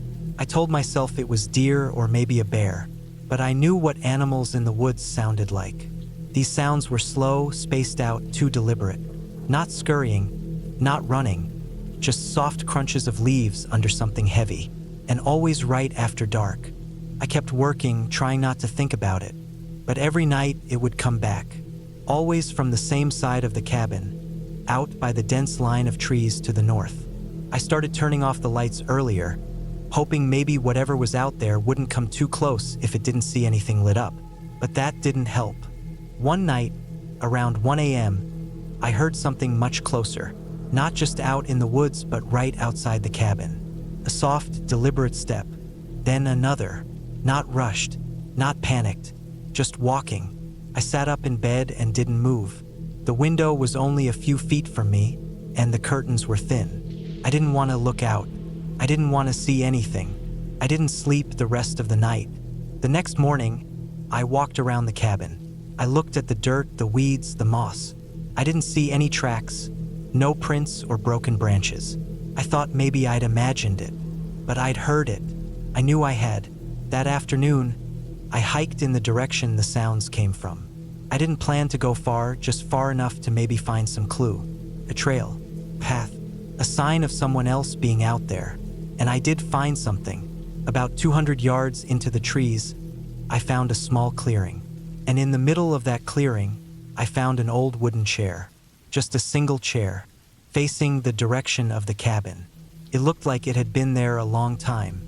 The wood was gray, dry, splintered. The legs were sunk a little into the earth, like it had been sitting there for years. No fire pit nearby, no other furniture. Just that one chair all by itself. I didn't touch it. I didn't go near it. I turned around and walked back to the cabin. Something about that chair made my stomach twist. It was like finding a single shoe in the middle of the highway. It didn't make sense. That night, the sounds were back. Same slow steps, same deliberate movement. But this time, it sounded like it stopped just outside the wall behind the stove. Then I heard tapping, very light, just once. Then again, like a finger or a stick tapping against the wood. Tap, tap, pause, then tap again. I didn't move. I sat in bed under the blanket, holding my breath. Kept tapping for maybe 5 minutes. Then nothing. The silence afterward was worse. I told myself I was being paranoid. I told myself maybe it was a branch blowing in the wind. Maybe the woods were just playing tricks on me. But I stopped sleeping through the night. I started keeping the axe from the woodpile next to my bed. I started eating with one hand while the other kept a flashlight nearby. I stopped taking walks. I didn't go back to the chair. I didn't want to know if anything had changed. A few days later, I found something on the porch.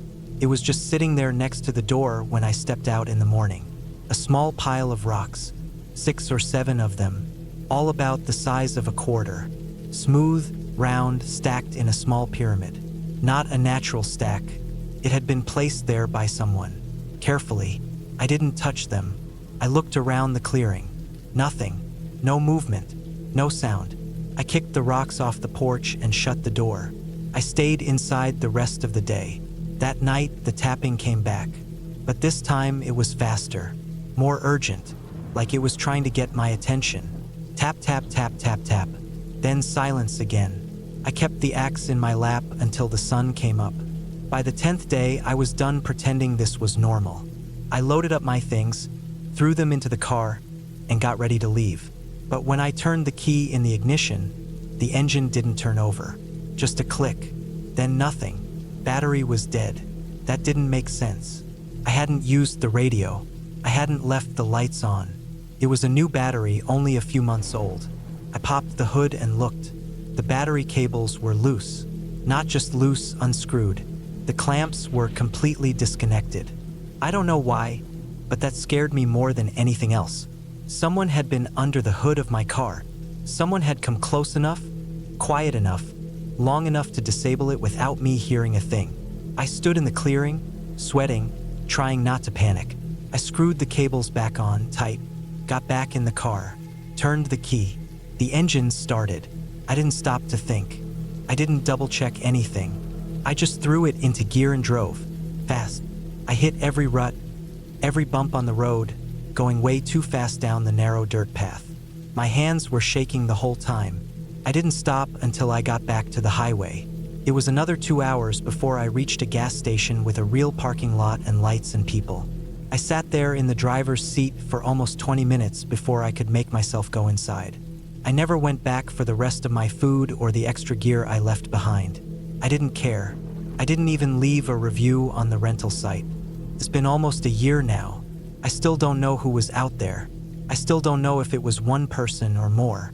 But someone had been watching that cabin. For how long, I don't know. Maybe the chair was theirs. Maybe they watched everyone who stayed there. Maybe they waited until someone came alone. What scared me the most wasn't the sounds or the tapping. It was the battery cables. That meant they came right up to the car, took their time, knew exactly what to do. It wasn't an animal.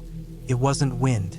It was someone who knew I had no way to call for help if the car didn't start. I still have the axe. I keep it in my bedroom now.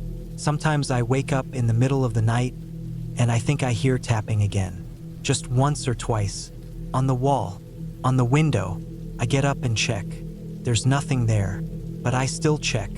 And sometimes I think about the chair, still sitting out there in that clearing, facing the cabin, still watching.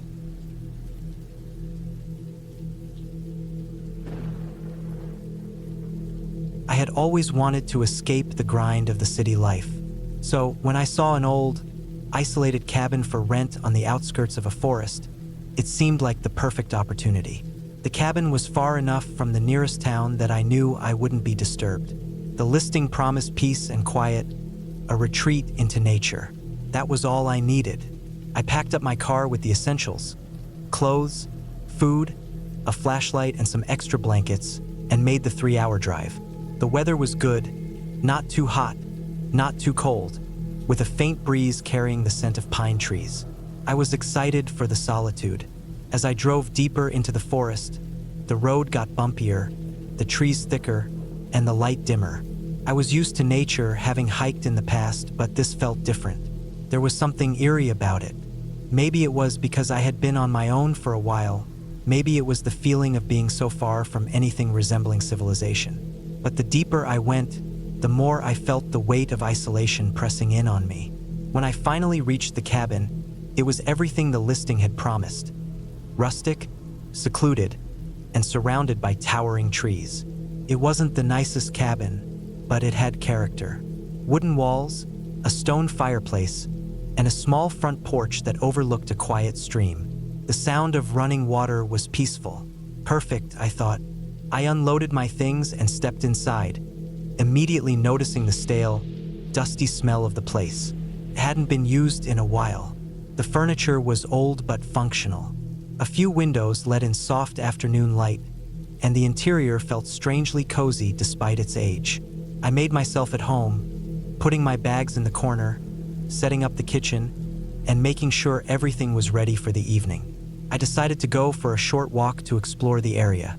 The woods surrounding the cabin were thick and seemed to stretch on forever, with trails that were barely visible under the overgrown foliage. I walked for a while, taking in the tranquility of the forest. But the longer I walked, the more I began to feel like something was watching me. It was a strange feeling, nothing obvious, just a subtle pressure in the air.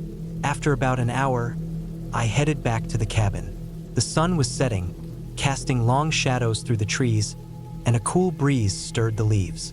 I made dinner, nothing fancy, just some canned soup, and sat by the window, watching as the last bits of daylight faded. As night fell, the forest grew quieter. The only sound was the occasional rustle of leaves and the murmur of the stream.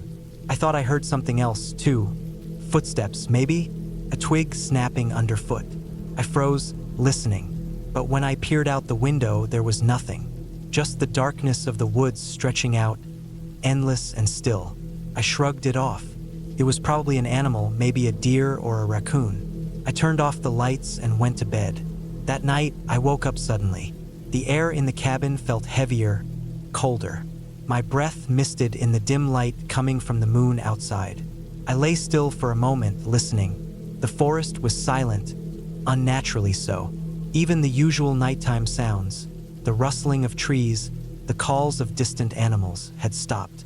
I sat up in bed, the hairs on the back of my neck prickling. I felt wrong, like something was off. It was an unexplainable feeling, but it settled deep in my gut, making me uneasy. I got up and checked the locks on the doors and windows. Everything seemed fine, so I went back to bed. But sleep didn't come easy. I tossed and turned, the unsettling feeling refusing to leave. Around 3 a.m., I heard it. A soft knock, followed by a scraping sound, came from the side of the cabin. I froze in bed, my heart pounding in my chest. I wasn't imagining it. The sound was real. I grabbed the flashlight from the nightstand and crept to the window, peering out into the dark. There was nothing there, just the dense trees and shadows. My pulse was racing now, my mind racing even faster. Maybe it was just an animal. Maybe it was a branch scraping against the side of the cabin. But the knock, it didn't sound like anything natural. I stood there for a while, staring into the darkness, trying to shake the growing sense of dread. When nothing else happened, I returned to bed, though I couldn't sleep. I lay awake for hours, listening to the silence, the strange absence of life outside. Morning came and I felt drained. I had barely slept, my mind spinning with the eerie feeling that something was wrong. But I told myself to shake it off. I was being paranoid. I needed to get out of my own head. So, I decided to go for another walk, this time further into the woods. The sun was high now, and the forest looked different in the daylight. Less ominous. Birds chirped in the trees, and I could hear the distant calls of animals. It felt peaceful, even if I still couldn't shake the lingering sense of unease. After a while, I came across something strange. A small clearing in the woods. At the center of it, half buried under a tangle of vines and branches, was an old wooden box. My curiosity got the better of me, and I knelt down to inspect it. It looked ancient, the wood weathered and cracked, as though it had been here for decades. I tugged at the vines, pulling them away, and opened the box. Inside, there was a bundle of old papers, yellowed with age, and a small, tarnished key. I stood there for a moment, unsure of what to make of it. What was this? Why had it been left here, hidden away in the woods? Something told me to leave it alone, but my curiosity got the best of me. I stuffed the papers and the key into my jacket and walked back to the cabin, though I couldn't shake the strange feeling that I had stumbled upon something that wasn't meant to be found.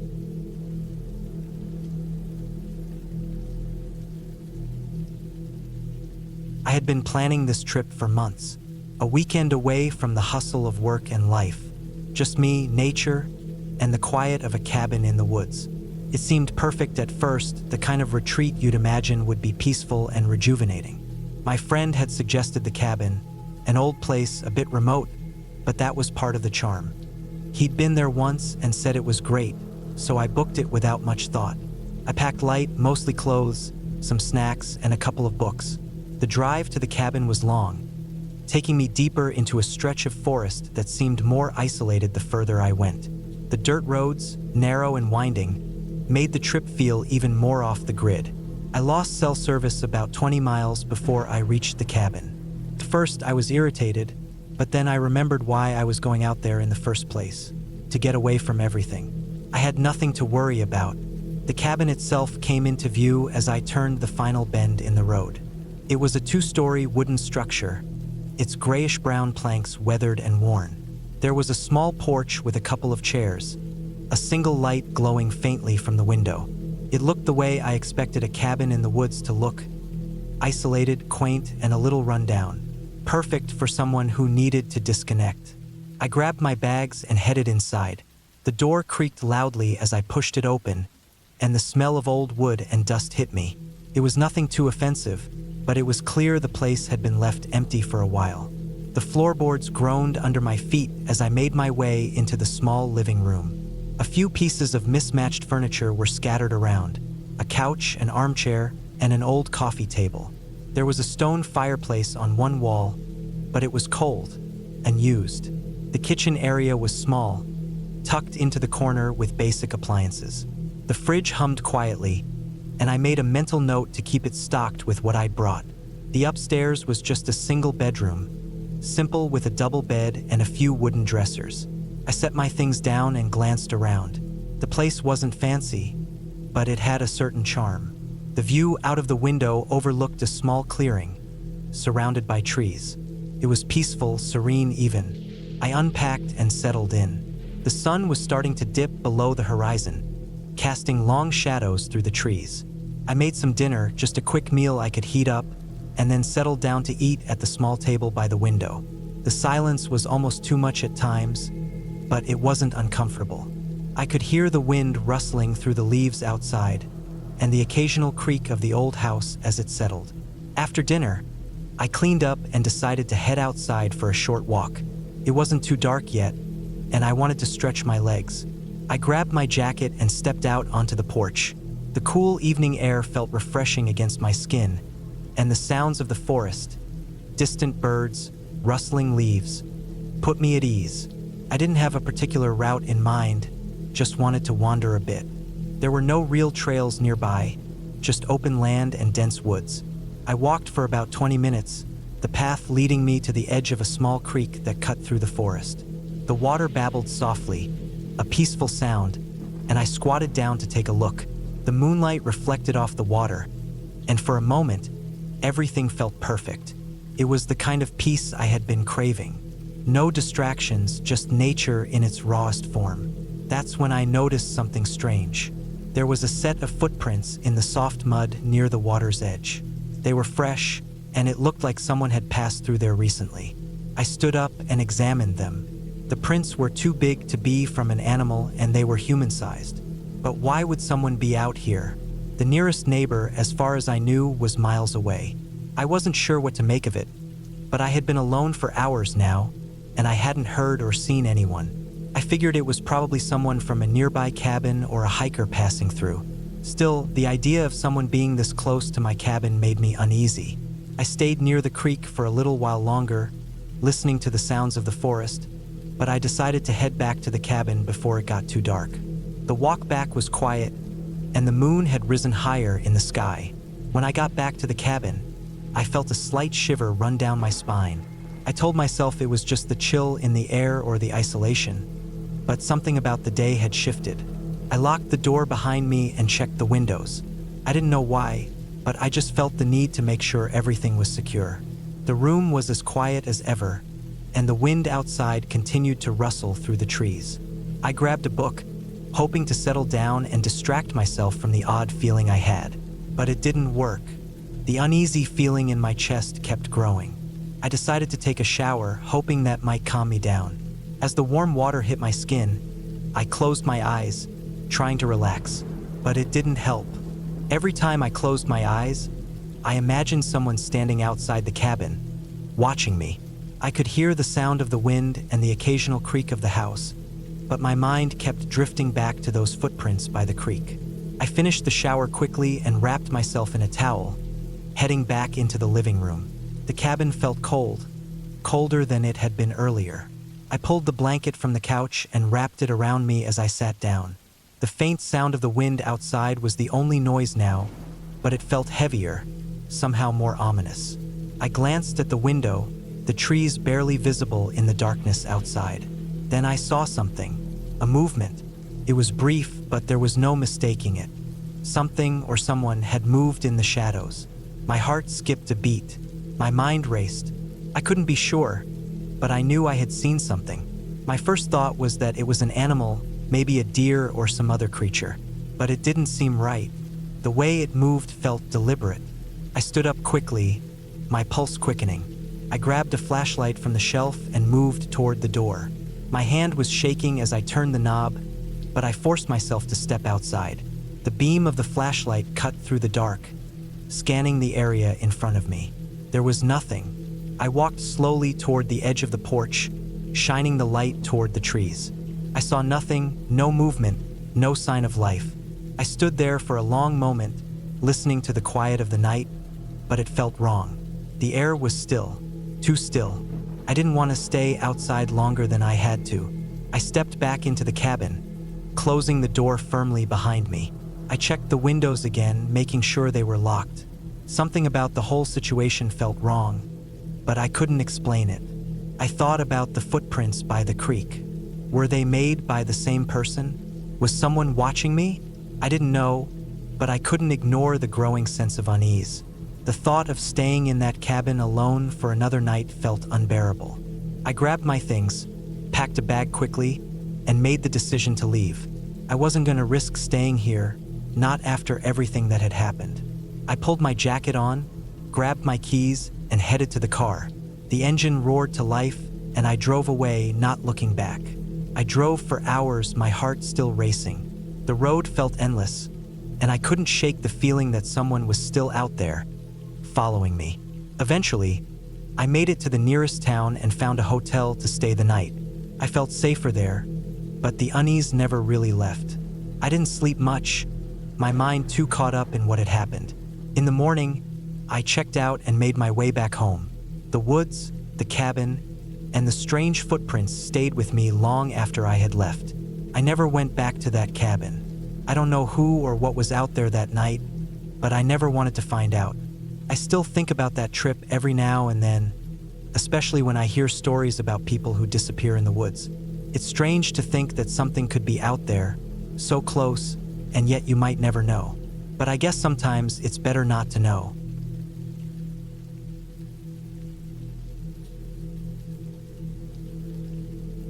I never planned on staying in that cabin. It wasn't on my itinerary, and to be honest, I hadn't even heard of it before. But sometimes, things happen when you least expect them. That was the case with the cabin, an unmarked building on the edge of the woods, miles away from the nearest town. It was supposed to be a weekend getaway, a retreat to get away from the stress of work, just me and the quiet. But the quiet wasn't all it seemed. It all started when my car broke down on that deserted road. I'd been driving for hours through the dense woods, hoping to reach a trailhead for some hiking. I didn't know much about the area, but I had read about a secluded park where you could spend the night in a cabin. At least that's what the brochure said. I didn't have a reservation, no real plans. I just figured I could find it and figure it out once I arrived. That was my mistake. I pulled over on the side of the road when my car sputtered and died. No warning. One moment it was running fine, the next I was staring at the steering wheel, thinking this wasn't the best place to break down. There were no cell towers in sight, no passing cars. It was just me, the road, and the woods. I checked my phone, no signal. Great. The engine wouldn't turn over, no matter how many times I tried. After about 15 minutes of trying, I figured there was nothing I could do. I could sit there and wait for help that might never come, or I could try to figure something else out. The car wasn't going anywhere. I decided to walk. I had a water bottle in the car, a small snack, and my backpack with some basic gear. Nothing fancy. I figured I'd find the cabin, if it even existed, and either get help or at least get out of the woods. I grabbed my backpack and locked the car before starting down the road. The air was thick with the scent of pine, and the trees towered above me like silent guardians. The road itself was old, cracked in places, but still serviceable. I hadn't seen another soul since I got off the main highway hours ago, and as I walked, the silence pressed in on me. The woods were thick, too thick to see more than a few yards into. The only sounds were the occasional rustling of leaves and the distant chirp of birds. Nothing else. After what felt like an hour, I finally saw it. A small, weathered sign half hidden behind some brush. Cabin ahead. That was all it said, and the rest of the sign had faded away with time. It was almost hidden, but I took it as a sign. Maybe the cabin wasn't too far away after all. I kept walking. By the time I reached the cabin, the sky was starting to dim. The sun had started to set, and with no other shelter in sight, I was starting to wonder if this place had been abandoned for years. The cabin didn't look much different than the old buildings I had seen in abandoned ghost towns. The wood was dark and weathered, the windows cracked, and the roof sagged a little. It was almost as if it had been built and left alone without any maintenance for decades. Yet it was still standing. The door was slightly ajar, but there was no sound, no sign of life, no smoke rising from a chimney. I hesitated for a moment. I didn't want to intrude on anyone's property, but then again, I didn't have much of a choice. I was exhausted from walking, and the night was closing in quickly. I pushed the door open. The inside was dimly lit by the fading light coming through the cracks in the wood. The air smelled old, dusty, like something hadn't been touched in a long time. There were no lights, no heat, but the place was dry. I stepped inside, my boots creaking on the old wooden floor. The cabin had a single room, one large space with a small kitchen area, a fireplace in the corner, and a table with a few chairs scattered around. There was an old couch by the fire pit, its cushions deflated, and a few other odds and ends around the room. I immediately felt a sense of unease.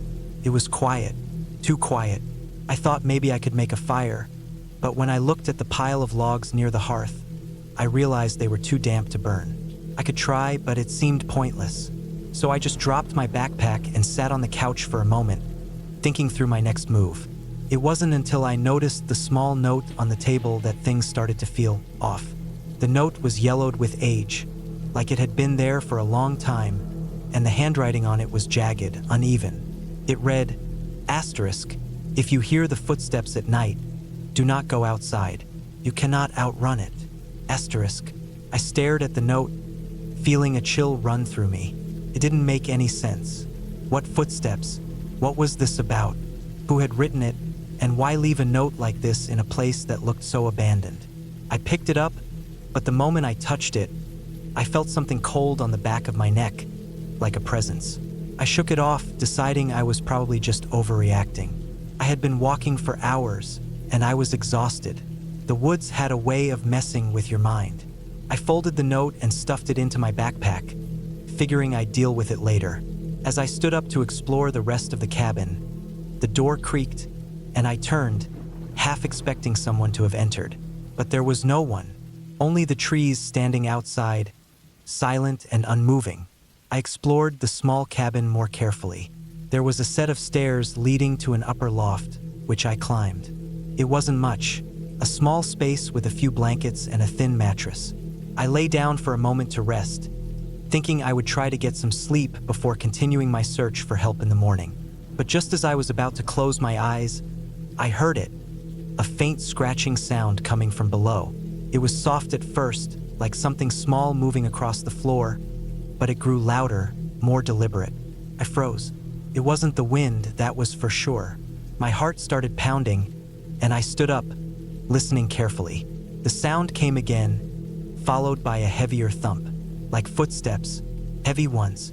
I backed away from the edge of the loft, my pulse racing. I should have left then, but instead, I stayed frozen in place, straining to hear. The footsteps weren't stopping. They were moving closer to the stairs. I grabbed my backpack and rushed back down the stairs. The cabin was so silent now, I couldn't even hear my own breathing. I glanced toward the door, then toward the fireplace, unsure if I should just leave, or if I should try to find out what was causing the noise. I had a feeling I knew the answer, but curiosity and fear kept me rooted to the spot. And then I saw it. The door slowly creaked open, not enough to reveal what was on the other side, but just enough to make the hairs on the back of my neck stand on end. The wind outside had died down completely, and all I could hear was the sound of my heart thumping in my chest. I knew I wasn't alone anymore. Something was out there, and it wasn't friendly.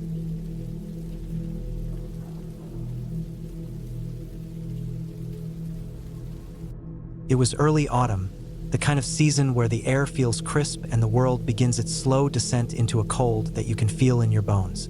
I had never planned on going to a cabin in the woods. My friends were the ones who pushed for it. They thought it would be a great way to disconnect from the busy lives we all led in the city. So, with much reluctance, I agreed. The cabin was about 2 hours away from town, tucked away on the edge of a thick forest. It was a small, weathered place. One of those rustic, wooden cabins that looked like it hadn't been touched in decades. I'll admit, when I first saw it, I felt uneasy. The wood was dark with age, the roof was slanted like it might cave in at any moment, and there was a thick layer of moss growing along the walls. But my friends were excited, and honestly, I just wanted to enjoy the weekend and be done with it. We arrived late in the afternoon, and the sun was already starting to dip behind the trees. The sky was a dull shade of orange as we unloaded our gear. The air smelled of pine, and the wind rustled through the leaves in a way that made me uneasy. The cabin looked even more out of place in the fading light, sitting there alone in the middle of the wilderness. The inside of the cabin was exactly as I expected, dark, cold, and musty. The furniture was old, the kind of stuff you'd expect to see in a thrift store, and the floor creaked underfoot. There was a fireplace at one end of the room, but no firewood. We all stared at it for a moment, realizing we'd forgotten to bring any. Someone went out to find some, but the rest of us settled in for the night, unpacking and setting up our sleeping bags on the creaky wooden floor. As night fell, the forest outside seemed to grow louder. The wind picked up, howling through the trees like a warning, but we laughed it off. We were in good company after all, and nothing bad was going to happen, right? We ate a quick dinner and shared some drinks. Everything seemed fine for a while. The night settled into a comfortable routine. But as I sat by the dim glow of a small lantern, I began to feel strange. There was something off about the cabin. Something about the stillness of the air, the way the shadows in the corners seemed to shift whenever I wasn't looking. I shook it off, attributing it to my overactive imagination. The other guys were laughing, playing cards, and telling jokes, but I couldn't shake the feeling that we were being watched. Every time I glanced around the room, the shadows seemed deeper, and the silence felt too heavy. I tried to ignore it, telling myself I was just being paranoid. It had been a long drive, and I was probably just tired. Around midnight, I decided to go outside for a bit of fresh air. I grabbed my jacket and stepped out the front door into the cool night. The sky above was a dark canvas of stars, and the moon was almost full, casting pale light over the clearing in front of the cabin. The trees around the cabin stood tall and silent, their limbs swaying gently in the breeze. I stood there for a while, just breathing in the night air, when I heard something, a faint rustle, just at the edge of the trees. My heart skipped a beat. I turned toward the sound but saw nothing, only the darkness between the trees. I shook my head, trying to convince myself it was nothing, but the uneasy feeling crept back. When I went back inside, I noticed something strange. The room was colder than before, and the door to the back room was ajar. I was certain I'd closed it earlier, but now it was open. A chill ran down my spine, but I didn't want to seem paranoid, so I said nothing. I shut the door and tried to shake off the discomfort that was steadily growing. Around 2 a.m., the power went out. It was a small, off-grid cabin, so it wasn't unusual for the lights to flicker out from time to time. But that didn't make it any less unsettling. The darkness that followed felt suffocating. We fumbled around for flashlights, and for a moment, I felt the weight of isolation pressing in on me. The wind outside had started howling again, louder now, and the trees outside seemed to move with an unnatural force. Then things started getting weird. The temperature dropped even more, and the wind began rattling the windows as if something was trying to get inside. I heard tapping against the glass. Just a few light knocks, but they were distinct. Everyone stopped what they were doing and looked toward the windows. I'm sure they heard it too. We all stared at the window, waiting, expecting to see something, someone, but nothing appeared. Just the trees swaying violently. The tapping stopped, but the unease didn't. It grew. My friends kept talking, trying to distract themselves with small talk, but I couldn't shake the feeling that something was wrong. The whole cabin felt wrong. The walls seemed to close in around us, and every small noise felt amplified. The wind outside, the creak of the floorboards, the rustling of fabric as we shifted. It all felt so unnatural. Eventually, we all tried to go to sleep, but it wasn't easy. The wind outside continued its mournful howl, and the trees creaked and groaned in a way that made it sound like they were alive. I lay there, staring at the ceiling, wide awake, listening to the sounds of the cabin settling around me. It was in the middle of the night when I heard the door. The back door was opening slowly. My eyes snapped open, and I sat up in bed, heart pounding in my chest. I could hear footsteps, light, soft, almost as if someone was walking around the cabin. My first instinct was to reach for the flashlight, but it was out of reach. I held my breath, straining to hear more. The footsteps stopped near the back room, and then there was the sound of something heavy being moved, a chair scraping across the floor. Then everything went still. Couldn't lie there anymore. I had to check. I grabbed the flashlight and crept out of my sleeping bag, careful not to make a sound. I tiptoed toward the back room, the beam of light trembling in my hand. As I reached the door, I hesitated. What if it was just my mind playing tricks? What if it was nothing? But I had to know. I opened the door slowly. The room was empty. The furniture was undisturbed. But then I noticed something. The window was open, just a crack. The cold air was rushing in. I didn't remember opening it. I backed out of the room quickly, and as I did, I heard another noise, a creak from the floorboards behind me.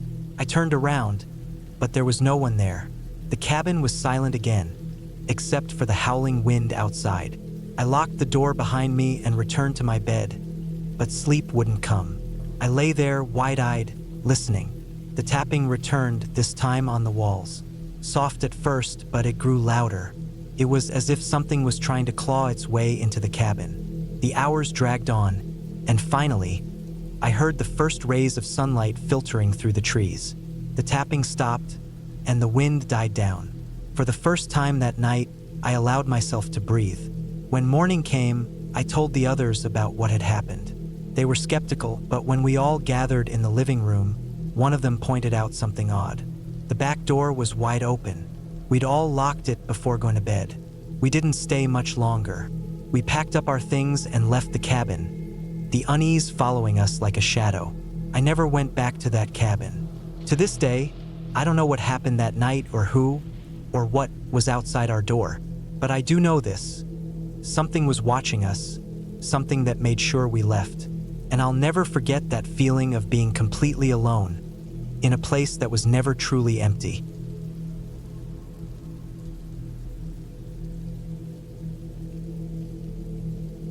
I was 37 when I decided to take a break from everything. Life had started feeling like a giant loop: work, traffic, bills, repeat. My sleep had gotten bad.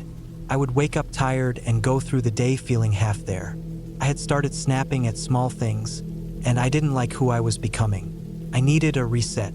I had a cousin who owned a small cabin in the northern part of Minnesota, near the edge of Chippewa National Forest. It wasn't the sort of cozy log cabin people post on Instagram. It was more like a rundown wooden box in the woods. No Wi-Fi, no cable, no neighbors for a few miles. That was exactly what I needed. Just peace, quiet, and some time away from people. The drive up took nearly 8 hours. I brought food, batteries, lanterns, a few paperback books, a hatchet, sleeping bag, and enough supplies to last me 2 weeks. I arrived in the late afternoon. The air smelled of pine and old leaves. It was mid-September, so the trees had just started turning yellow and orange. The sun was low when I parked the car and unlocked the cabin. Inside, it was small. Just one room with a bed frame, a small table, 2 chairs, a wood stove, and a tiny bathroom that barely fit a shower stall and toilet. There was no hot water. I'd have to heat what I needed on the stove. It wasn't comfortable, but I wasn't looking for comfort. I just wanted stillness. The first few days went by slowly. I hiked a few trails, chopped wood, read books, and sat on the porch watching the trees sway in the wind. I kept a small notebook where I wrote down whatever crossed my mind. I slept with the windows open, wrapped in layers of blankets. At night, I listened to crickets and owls. I started feeling more grounded. Around the 5th day, things started to change. I had taken a long hike that afternoon, deeper into the woods. There was no marked trail, just old deer paths and my compass. I walked for miles, not really watching the time. The sun had dropped lower than I'd realized, and I had to rush back toward the cabin. That's when I noticed something odd. There was a set of footprints that hadn't been there when I came through earlier. At first, I thought they were mine, but they were too big. I wear size 10 boots. These were larger, wider. The treads were different too. I stood there for a while staring at them. They went in the same direction I was heading. I told myself it was probably a hunter or a hiker I hadn't seen. Still, I picked up my pace. I made it back to the cabin just as it got dark.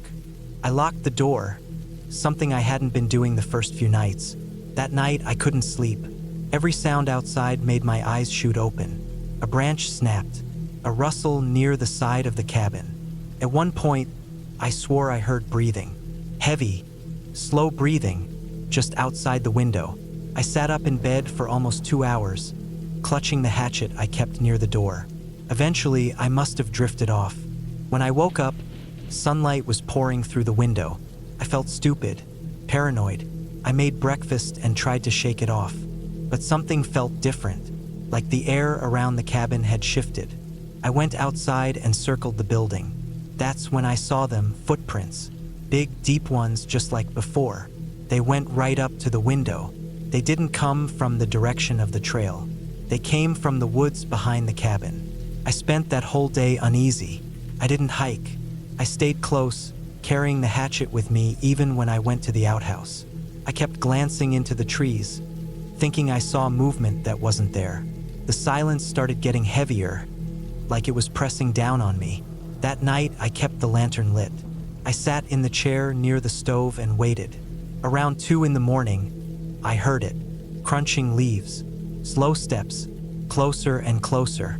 I got up, heart pounding, and moved toward the window. I saw something, a shape, person. They were standing still about 30 feet from the cabin, just beyond the trees.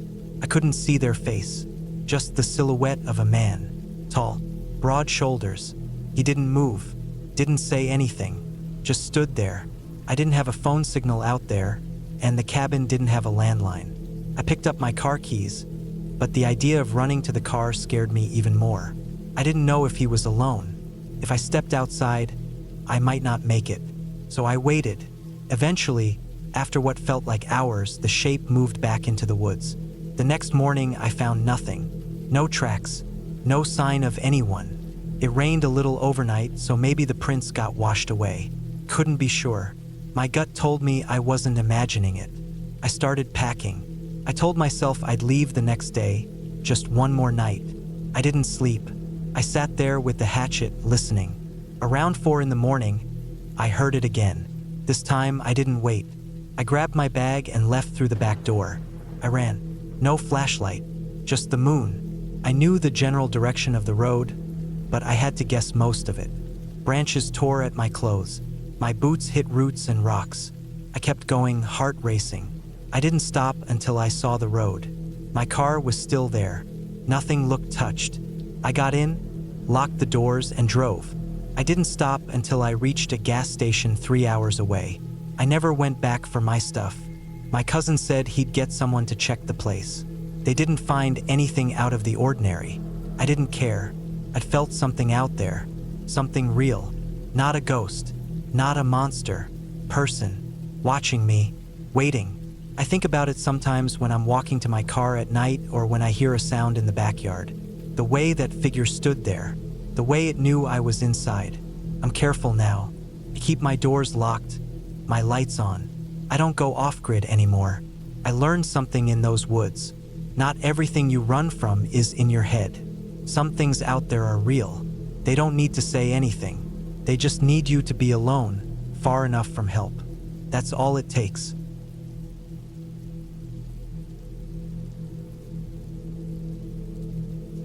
I had been needing a break from my normal life for a while.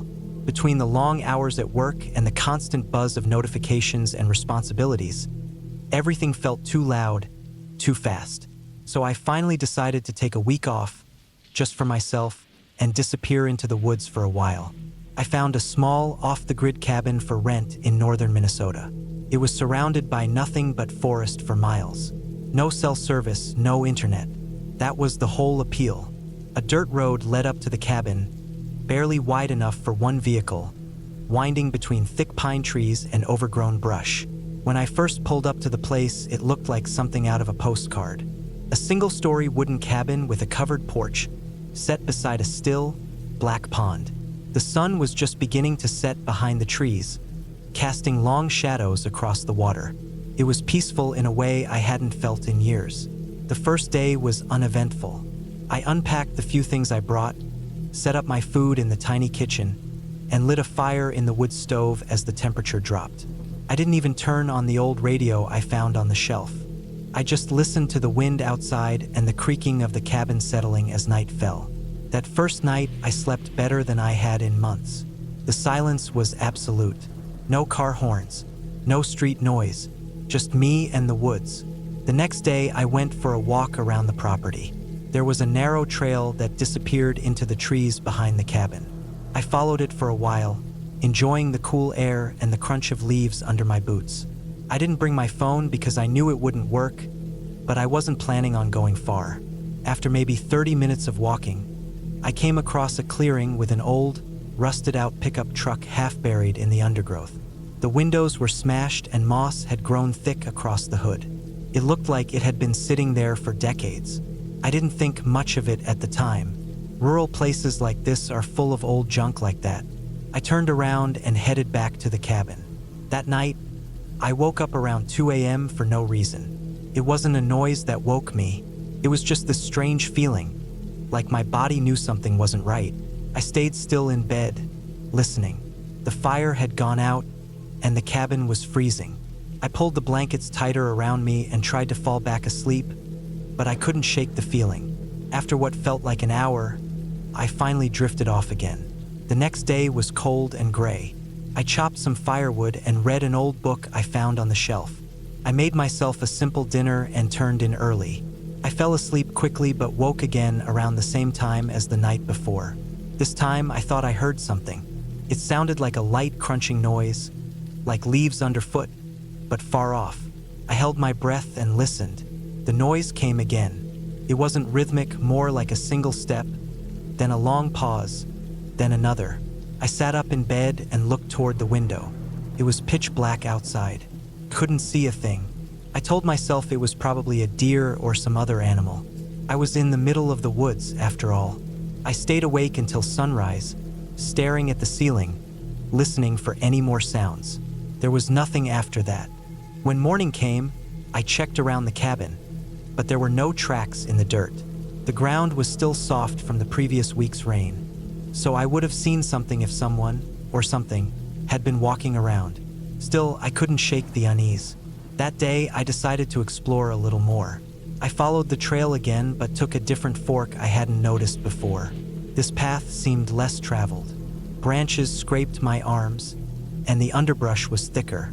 After about an hour of slow walking, I came across a collapsed shed or maybe a small cabin. It was just a pile of old wood and rusted nails now. But near the wreckage, I found something that made my stomach drop. There was a single old boot, almost completely buried under a fallen beam. It was filled with dirt and leaves, and the leather had cracked and split. But the laces looked newer. Not brand new, but not as old as the rest of it. I took a few steps back and stood there for a long time, staring. Something about it didn't sit right with me. I felt like I was trespassing, even though no one had been out here for years by the looks of it. I turned around and made my way back to the cabin, constantly checking over my shoulder. That night, I didn't sleep. I left the fire going and kept the lantern lit beside my bed. I stayed fully dressed and kept my boots on. I kept telling myself I was being ridiculous, but that feeling of being watched kept growing. Around 3 a.m., I heard it again, that same crunching sound outside. This time it was closer. I froze and listened. It moved around the side of the cabin, slow and deliberate. Then silence. I didn't move. I barely breathed. The sound didn't come again. To first light, I went outside. I circled the cabin, and this time I saw something. Footprints. Actual footprints. Bare feet. No shoes. The prints were narrow and long, the toes distinct in the soft earth. They led from the edge of the woods to the side of the cabin and then back again. I followed them for a while, but they just disappeared into the trees. I went back inside, locked the door, and spent the day staring out the window with my axe sitting across my lap. By that point, I had 3 more nights booked, but I had no plans to stay. I packed everything before nightfall and kept the axe beside me again as I lay in bed. I don't think I slept at all. I waited for the morning light, and when it came, I got in my car and left. The drive back down the dirt road felt like it took hours. Every shadow looked like something moving. I didn't stop until I hit the first town with a gas station and cell service. I told myself I imagined it all, that the sounds were animals, that the footprints were old. But I know what I saw, and I know how it felt. That kind of fear doesn't come from nothing. I've been camping plenty of times. I've stayed in remote places. This was different. This wasn't just being alone in the woods.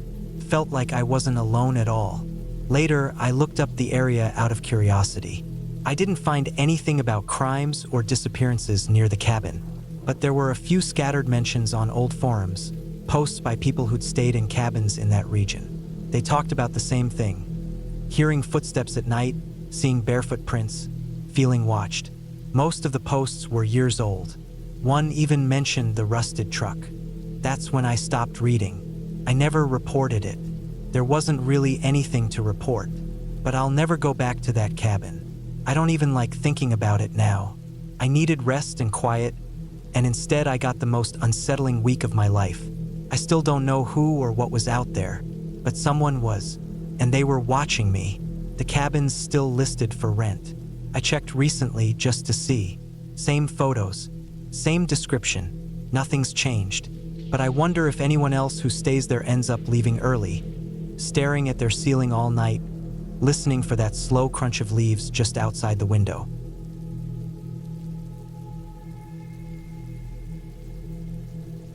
I was 42 when I decided to take a solo trip to a small cabin in the northern part of Minnesota. My kids were grown enough to manage things without me for a few days, and work had burned me out so badly that I could barely sit through meetings without my hands shaking. I'd always been the type to keep pushing through, telling myself things would ease up eventually, but nothing ever did. My doctor had warned me I was headed for a breakdown if I didn't slow down. That warning stuck with me, so I searched for a place far from everything. Something simple, quiet, and away from the noise of the world. I found a listing online for a small off-grid cabin near the Canadian border. No Wi-Fi, no electricity, just a wood stove, a well pump, and a generator if I needed it. The photos showed a sturdy log cabin with a little porch and a lake just behind it. The land stretched for acres, surrounded by thick woods.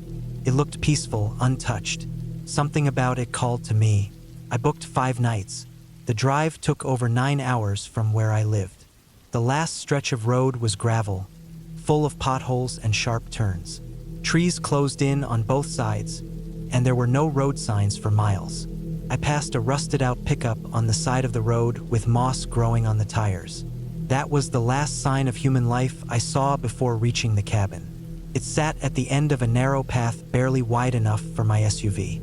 The trees opened just enough to make room for a gravel turnaround and the cabin itself. It looked just like the pictures, weathered, solid, like it had stood there untouched for decades. The lake shimmered behind it, quiet except for the wind brushing across the surface. I stepped out of the car and just stood there, breathing in the clean, pine-heavy air. There were no planes overhead, no traffic in the distance. I hadn't realized how tense I'd been until that moment. My shoulders dropped, and for the first time in years, I felt like I could maybe sleep a full night. The cabin door stuck a little as I opened it. Inside, it smelled of cedar and dust. There was a cot-style bed with a thick quilt, a small wood stove, shelves lined with canned food, and a battery-powered lantern on the wall. Everything was old but clean. I unpacked my bags, set a few things on the counter, and took a walk around the property. The ground was damp from a recent rain, and mushrooms pushed up through the leaves. The lake was glassy and still. I found a small wooden dock near the edge of the trees. I sat there for a while until the wind picked up. That first night, I made a simple dinner and sat by the fire I built in the stove. The generator worked fine, but I only used it to heat up water and charge my phone once. I told everyone I was unplugging for a bit. It felt good not having any messages, alerts, or obligations pulling at me. I slept well that first night, better than I had in a long time. The second day, I explored the woods a bit more. I kept my bearings by the sun and by always keeping the lake within earshot. The trails weren't marked, but deer paths wound through the trees. I saw fox tracks and once caught a glimpse of a black bear far in the distance, lumbering through the brush. I kept my distance and made sure I had my bear spray just in case. I didn't go far enough to get lost, just enough to feel like I was somewhere no one else had been in a long time. By the third day, I started to feel a bit uneasy. Nothing specific had happened. It was just a feeling I couldn't shake, like I was being watched. I kept catching myself looking over my shoulder. Once, while gathering firewood, I thought I heard something moving behind me, but when I turned around, there was nothing, just the woods and the wind. Still, I started staying closer to the cabin. I kept the hatchet with me, more out of comfort than fear. I told myself it was just the quiet getting to me. I wasn't used to true silence. Even in rural neighborhoods, there's always a hum, electricity, distant cars, airplanes. Out here, there was nothing. That night, something woke me. I wasn't sure what. I sat up in bed and listened. The fire in the stove had gone out. The cabin was cold. I reached for the lantern and flicked it on. The beam landed on the window above the counter. There were smudges on the glass like fingerprints. I told myself they'd been there the whole time and I just hadn't noticed. I got up, checked the door. It was still locked from the inside. I went back to bed but didn't fall asleep for a long time. The fourth morning, I found tracks near the back of the cabin. Not animal tracks, boot prints, deep ones. They led from the tree line to the porch and then back again. My heart dropped when I saw them. I hadn't seen anyone since I arrived. There weren't even other cabins nearby, none that I'd seen. The prints weren't mine. The sole pattern was different. I walked the perimeter of the cabin, looking for other signs. There were none. No notes, no signs of forced entry. Just those prints. I went inside and locked the door again. I kept the lantern close and brought the axe in with me. I sat by the stove for hours, barely moving, just listening. Every crack of a branch or gust of wind outside made me flinch. I didn't sleep that night. I just sat in the bed with the lantern on, listening. By morning, I was exhausted and numb. I told myself I'd leave that day. I packed up most of my stuff and loaded it into the car. But the SUV wouldn't start. I turned the key again and again, but the engine wouldn't catch. The battery was dead. I had used it only once, but maybe the cold had drained it. I tried the generator, nothing. I checked the fuel. The can was full, but the line had been cut, clean through. That's when it stopped feeling like paranoia. I walked the trail back toward the road, but after half an hour, I realized something was wrong. Nothing looked familiar. I hadn't gone that far from the cabin before, but now every tree looked the same. I turned around to go back and walked for another hour before I found the lake again. I had somehow circled around. That evening, I kept the axe with me at all times. I didn't light the fire. I didn't want to draw attention. I barely moved. I listened, heart pounding, to every little sound outside. Just after dark, I heard something soft scraping against the wall. I didn't move. Then a thud, like something being dropped just outside the door. I waited for what felt like hours before I crept over and looked out the peephole. There was nothing, but in the morning, I found a small pile of bones on the porch. Animal bones, arranged in a neat circle. I lost it. I started yelling, pacing, gripping the axe so hard my hands went numb. I hadn't seen anyone, but someone was out there. Someone was playing with me. I didn't know if it was a local, a squatter, a psycho. I didn't care. I needed to get out. I tore through the cabin, looking for anything useful. I found an old emergency radio in one of the drawers. I twisted the dial until I got a faint signal and started yelling for help. I don't know if anyone heard. I stayed on it for hours. Nothing but static and the occasional faint blip of a distant voice that never came through clearly. That night, I didn't sleep. I sat in the corner of the cabin, axe in my lap, lantern burning low. Sometime around 3 a.m., I heard footsteps on the porch. Slow, heavy. They stopped right at the door. I didn't move. Then the knob turned. Not violently, slowly, testing it. It didn't open, but I heard the soft knock of something tapping the wood. Then silence. By morning, I made up my mind. I had to hike out. I filled my pack with water, food, the radio, and the axe. I marked the trees as I went, carving arrows into the bark every few feet. I followed the lake's edge for nearly 3 hours until I hit an old logging road. It wasn't marked on my GPS, but it had tire tracks. I followed it. Another hour passed before I saw the first car, a forest ranger's truck. I stepped into the road, waving my arms like a madman. He stopped, got out, and asked if I was okay. I didn't answer at first. I just leaned against the hood and cried. I told him everything. He called for backup. They towed my SUV, checked the cabin, and found the cut fuel line and the prints. No person, no sign of who had been there. They said it was probably a drifter, someone living in the woods. Happens more than you'd think, apparently. I went home the next day. I couldn't sleep for weeks. Every sound made me jump. I installed cameras around my house. I got a security system. I barely left the house. Took me months to feel normal again. But I was lucky. I got out, and I never went back to the woods alone.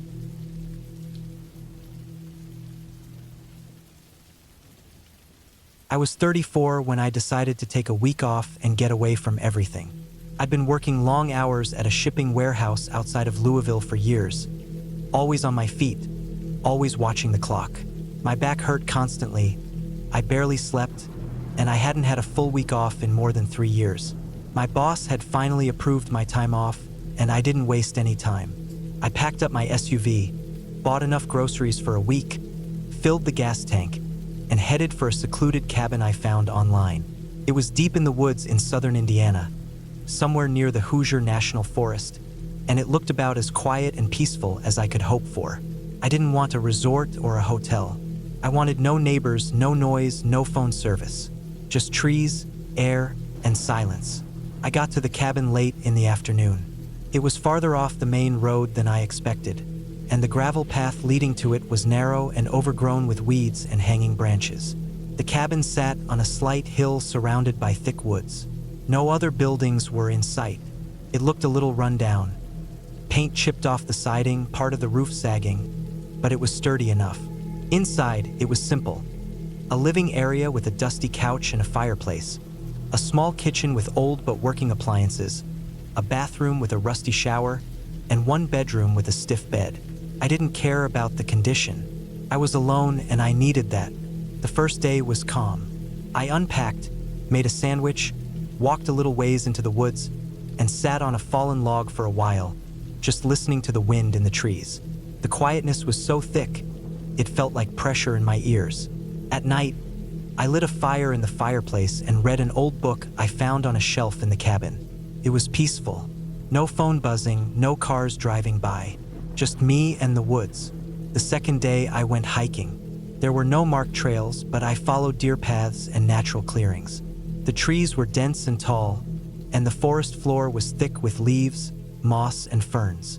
I lost track of time and ended up going farther than I planned. When I turned around to head back, the sky was already dim. I tried to retrace my steps, but the woods looked different going the other way. I started to panic a little but kept walking, hoping I was going the right direction. After about an hour, I finally saw the gravel road through the trees and felt relief wash over me.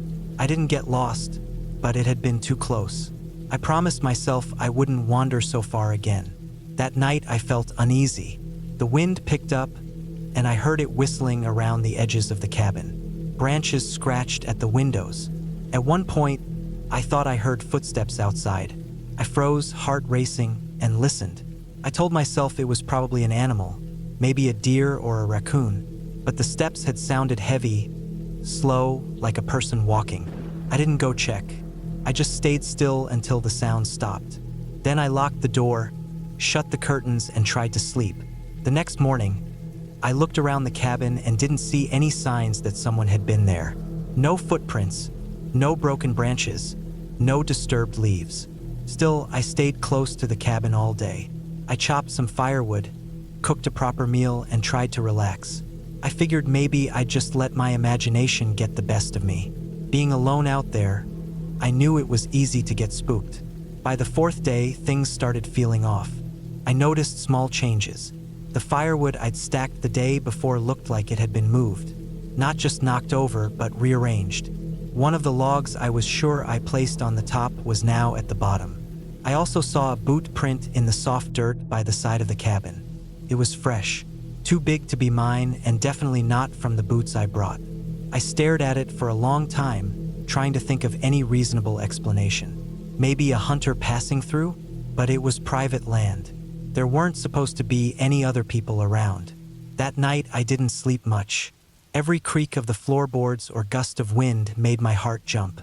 I kept the fire going and stayed up reading with a flashlight. At some point near midnight, I heard something. Not footsteps this time. It was a soft clicking sound, steady and rhythmic, like someone tapping their fingernails against wood. Came from outside the cabin, near the front porch. I turned off my flashlight and listened. It went on for about a minute, then stopped. I didn't look out the window. I just waited, barely breathing. Eventually, I fell asleep on the couch with the flashlight still in my hand. On the fifth day, I saw clear signs that someone had been near the cabin. I found a crushed cigarette near the fire pit. I don't smoke, It was fresh, not rained on, and there was a boot print next to it, same size as the one I saw before. I also noticed the lock on the shed out back had been broken. It was just a small storage shed with some tools in it, nothing valuable, but still. Someone had snapped the padlock clean off. I opened it slowly and found that one of the axes was missing. That's when my gut sank. Someone had been there. Someone had taken the axe. And someone was probably watching me. I packed my things in a rush. I was ready to leave, even though I still had 2 nights left. I didn't care. I just wanted to get out of there. But when I turned the key in the ignition, the SUV didn't start. Not even a click. I checked the battery.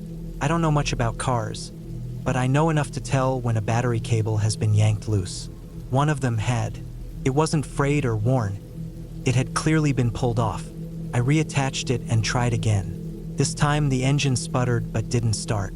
I tried again and again, but it was no use. I grabbed my phone. No service, of course. I considered walking back toward the main road, but it was at least 5 miles through dense woods. The sun was already dropping. I didn't want to get caught out there in the dark. I locked the doors, pulled the curtains tight, and built up the fire. I had one kitchen knife, a hatchet, and a metal rod I found under the sink. I kept them all within reach. That night, I didn't sit down. I didn't sleep. I stayed near the window, trying to listen past the crackling of the fire. At around 3 a.m., I heard the back door handle rattle. It wasn't subtle. It was a clear, strong twist. Someone was trying to open it. The door was locked, and I had shoved a chair under the knob just in case. The rattling stopped after a few seconds. I waited, holding my breath. Then came footsteps on the porch. Slow, heavy. Someone walked right past the window, but I had the curtains closed. I didn't move. The footsteps circled the cabin once, then faded away. When morning finally came, I opened the front door and stepped out, clutching the hatchet. There were fresh footprints circling the cabin. Big ones, deep in the mud. My hands were shaking. I knew I couldn't stay another night. I decided to hike out to the road and flag down a car. It would take hours, but it was safer than staying. I filled my backpack with water, snacks, and my flashlight. I took the hatchet and left a note on the kitchen table saying where I went, just in case. I locked the door behind me and headed out. The woods were silent. No birds, no wind, just the sound of my boots on the leaves. I followed the gravel road, keeping my eyes open. After an hour or so, I heard something. Footsteps behind me. I turned around, but the path was empty. I kept walking. I heard it again, closer this time. I started walking faster. Then I heard a crack of a branch to my left. I ran. I don't know how long I ran, but eventually I stumbled out onto the main road, gasping for breath. I waved down the first car I saw, a pickup truck. The guy inside looked surprised and a little alarmed when he saw me, but he let me in. I told him I was staying at a cabin nearby and my car had broken down. I didn't say anything about the rest. He drove me to a gas station about 10 miles away where I was finally able to call for a tow and get help. The mechanic who went with me to the cabin said the engine had been messed with. Someone had done more than just pull the battery cable. He didn't go into detail, but said it was no wonder it wouldn't start. I packed up the rest of my things and left that place behind. I didn't report it. I don't know why. Maybe I felt stupid. Maybe I just wanted to forget it. But for months after, I had dreams about footsteps in the dark. Every time I closed my eyes, I saw those footprints circling the cabin. I never went back to the woods after that. Not alone, not with friends, not ever. I still think about what would have happened if I hadn't left when I did. I don't like to guess. All I know is that someone else was out there, and they didn't want me to leave. Or maybe they did, but not on my own terms. The cabin's probably still there, but I won't be.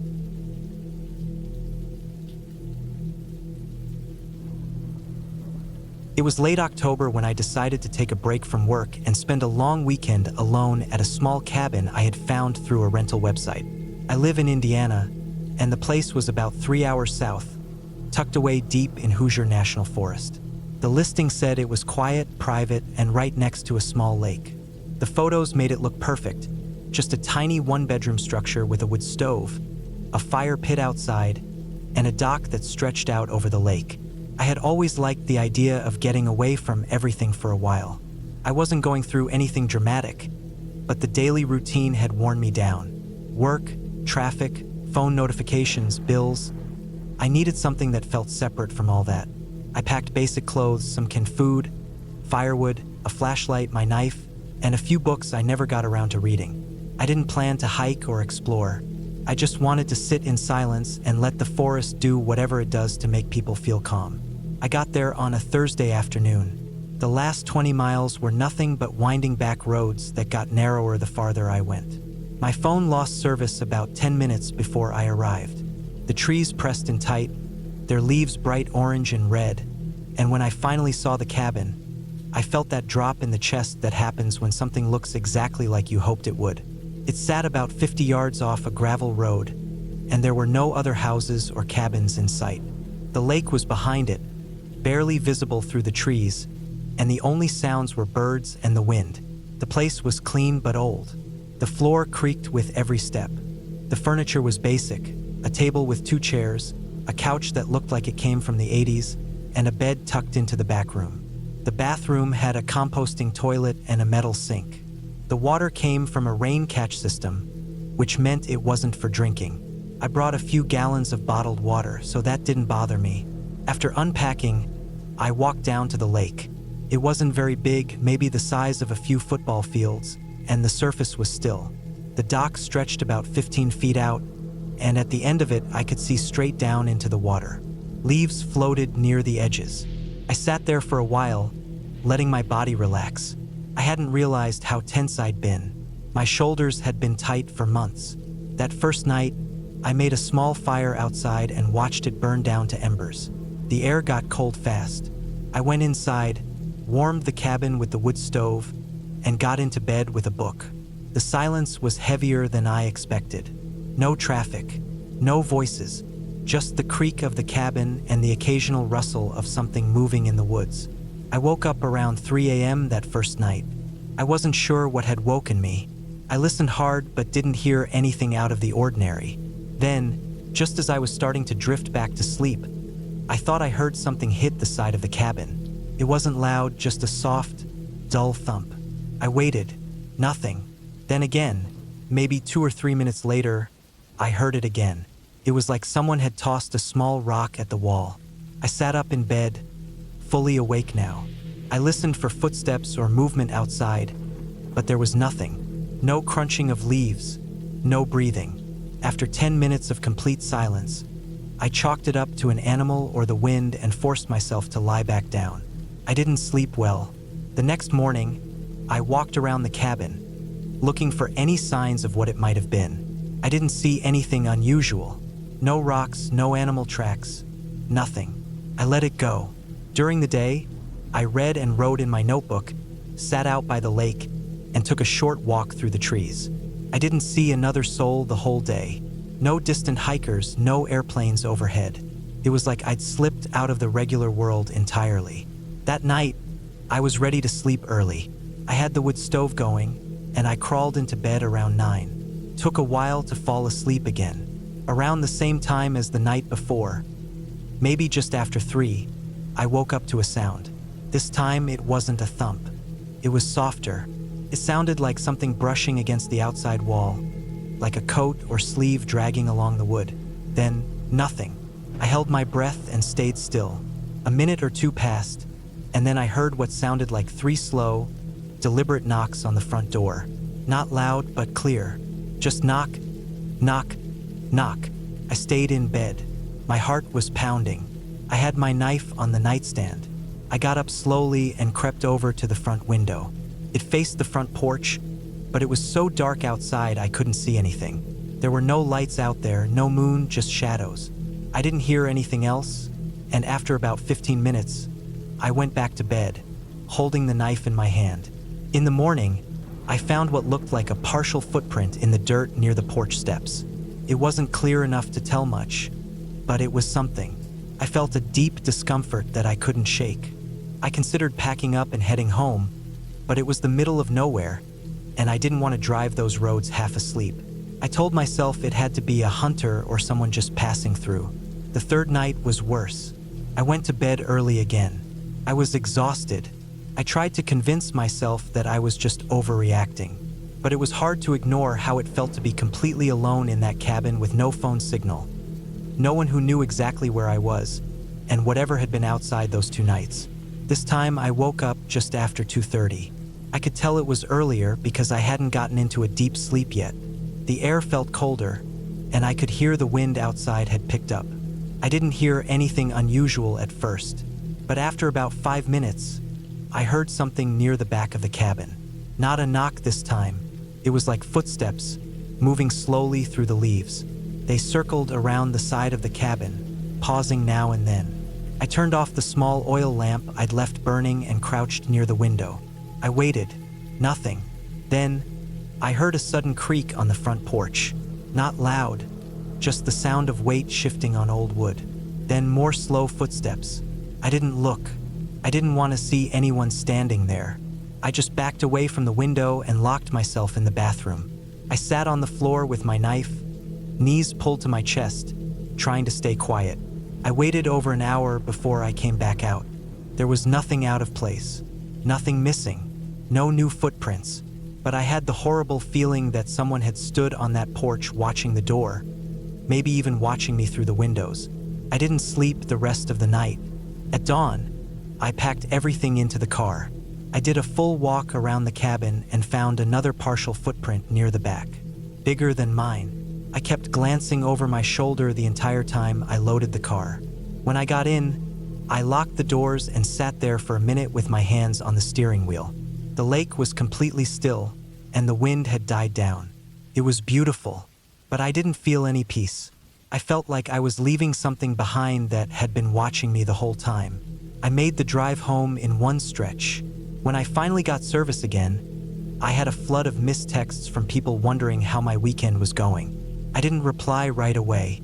That night, sleeping in my own bed, I thought I would feel safe, but I kept waking up to imagined sounds. I kept seeing the image of someone standing on that porch in the dark. I couldn't stop thinking about how carefully they'd moved. No banging, no shouting, just slow movements, soft knocks, and quiet footsteps. Like they didn't want to scare me away, like they wanted to see how long they could stand there without me knowing. I never reported it. I never called the owner of the cabin. I never told anyone the full details. I just left a vague review online saying the location was peaceful but that I wouldn't return. It's been months now, and sometimes I still dream about the sound of leaves crunching slowly in a circle around the cabin. I can still feel how cold the doorknob was when I checked it each night. But the worst part is that whoever was out there never tried to get in. They didn't smash a window. They didn't break the door. They just watched. And somehow that's what made it feel so much worse. Whatever they were doing, it wasn't random. They were careful, patient, and I think they had done it before.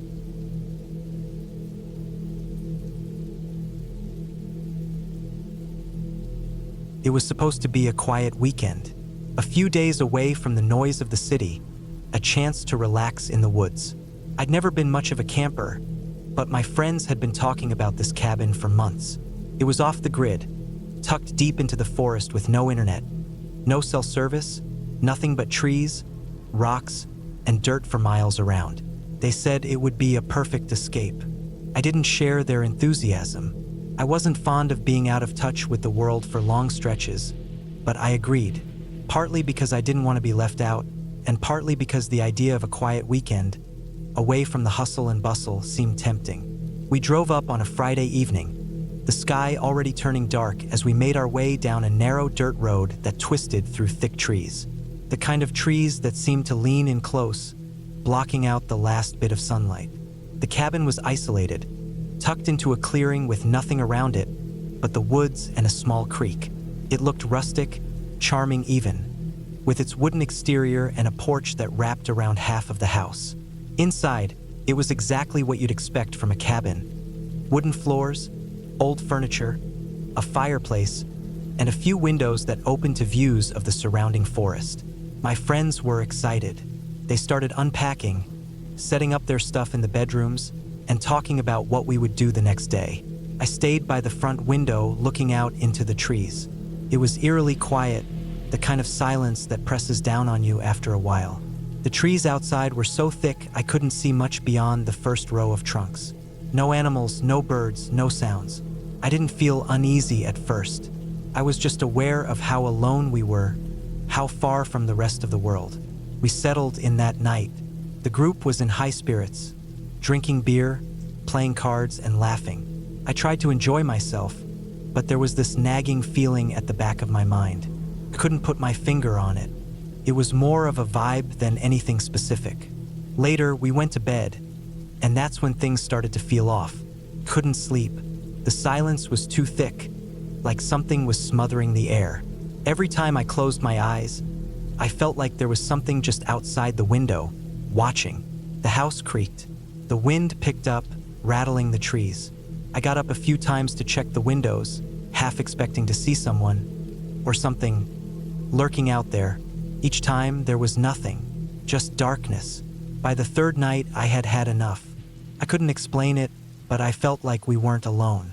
Not in a ghostly sense, nothing like that, but like someone was just outside, hiding, waiting. The trees pressed in on the cabin. The silence was deafening, and every little sound, footsteps in the leaves, twigs cracking underfoot, felt amplified. I told my friends about it the next morning. They shrugged it off. "It's just the woods, man. You're not used to the quiet," one of them said, clapping me on the back. But it wasn't just the quiet. It was something else. Something about the way the trees seemed to stretch and bend around the cabin, the way the darkness felt so heavy.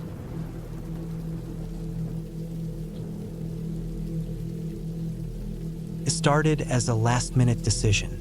I had a few unused vacation days piling up, and after a long stretch of work with barely any breaks, I felt like I needed to step away from the city for a bit. I didn't want to go too far, and I didn't want anything fancy. Just some peace and quiet. Somewhere with no traffic noise, no emails, no buzz of life constantly moving around me. I remembered a small cabin I had come across a few years back while hiking near the edge of a large wooded area a few hours from where I lived. It sat at the end of a long dirt road, hidden from the main trails. Back then, I had passed it without giving it much thought, but now it seemed perfect. I managed to find the listing online. It was owned by an old couple who rented it out occasionally. No fancy website, just a contact number and a few low-resolution photos. It had no Wi-Fi, no television, no cell signal, and ran off a combination of solar and propane. Perfect. I packed up my truck with a week's worth of supplies. Mostly canned food, bottled water, a cooler with some fresh stuff, a few changes of clothes, and some firewood.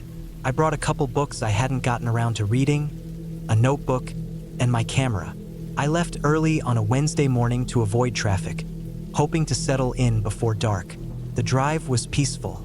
The farther I got from the city, the quieter things became. The highway turned into smaller roads, then finally a long dirt path that twisted and climbed through thick forest. Trees pressed in from both sides, and I had to slow down to avoid potholes and overgrown brush. I passed a few signs nailed to trees warning about fire risk and wildlife. Nothing unusual. When I finally arrived, the cabin looked just like I remembered. It was small, made from dark wood that had aged over time, with a tin roof and a single chimney. A short porch stretched across the front, with 2 wooden chairs and an old table. There was a shed to the side, partially hidden by weeds, and a water pump nearby. The place smelled like earth and pine. I unloaded everything and brought it inside. The interior was rustic but clean. A wood-burning stove sat in one corner, and a small kitchen with a propane fridge and stove in the other. The bedroom was just a mattress on a wooden frame with some storage underneath. No curtains, just open windows with shutters you could close from the inside. The bathroom was a compost toilet and a gravity-fed shower rigged up with a black bag for heating water. Basic but workable. That first night was quiet. I made a simple dinner, then sat on the porch with a blanket and a mug of hot tea. The air was cool and fresh. I could hear insects, the rustle of wind in the trees, and the distant call of an owl. It was peaceful in a way I hadn't felt in a long time. When I finally went inside and shut the door, I felt calm. I read for a bit and then fell asleep without any trouble. The next few days were uneventful. I spent time walking the nearby trails, taking photos, writing in my notebook, and cooking simple meals. I watched the sky shift from blue to gray to pink and then dark. The rhythm of nature started to settle in, and I began to sleep deeper and wake earlier. But by the fourth night, I noticed something strange. Not something loud or sudden, more like something small and out of place. I had a habit of stacking my firewood neatly next to the stove, and that night, when I came inside from a walk, I saw a piece of it lying across the floor, like it had been tossed. I thought maybe I had knocked it loose earlier and hadn't noticed. I put it back and didn't think much of it. The next morning, when I stepped outside, I noticed faint footprints in the dirt near the back of the cabin. They were small, not quite child-sized, but definitely not mine. At first, I wondered if they were mine from the day before, but they didn't match. I didn't like the feeling it gave me. The prints led toward the trees and then disappeared. That night, I double-checked that the door was locked and put the wooden bar across it just in case. I kept the shutters closed and brought my hatchet inside. I wasn't scared, exactly, but I was unsettled. I left a lantern burning low on the table and tried to sleep. Took a long time to drift off. Sometime during the night, I woke up to a sound. It wasn't loud, more like a creak or a shift of weight on the porch. I held still and listened. The air was completely still. Then I heard it again. Something moving very slowly outside. A light scrape like wood dragging on wood. I sat up, listening hard, heart beating faster. I didn't turn on a light, just waited. After a few minutes, the sound stopped. I stayed awake until morning. When I opened the door at sunrise, the porch looked normal, but the old table had been moved slightly. It had scrape marks in the dust under it. I looked around but saw no one, no fresh tracks, nothing broken. I spent the morning checking the area around the cabin, but the woods were quiet. That day, I didn't go far. I kept to the porch, reading and occasionally glancing at the tree line. I was jumpy, listening for sounds. That night, I didn't sleep well. Every little creak made me sit up.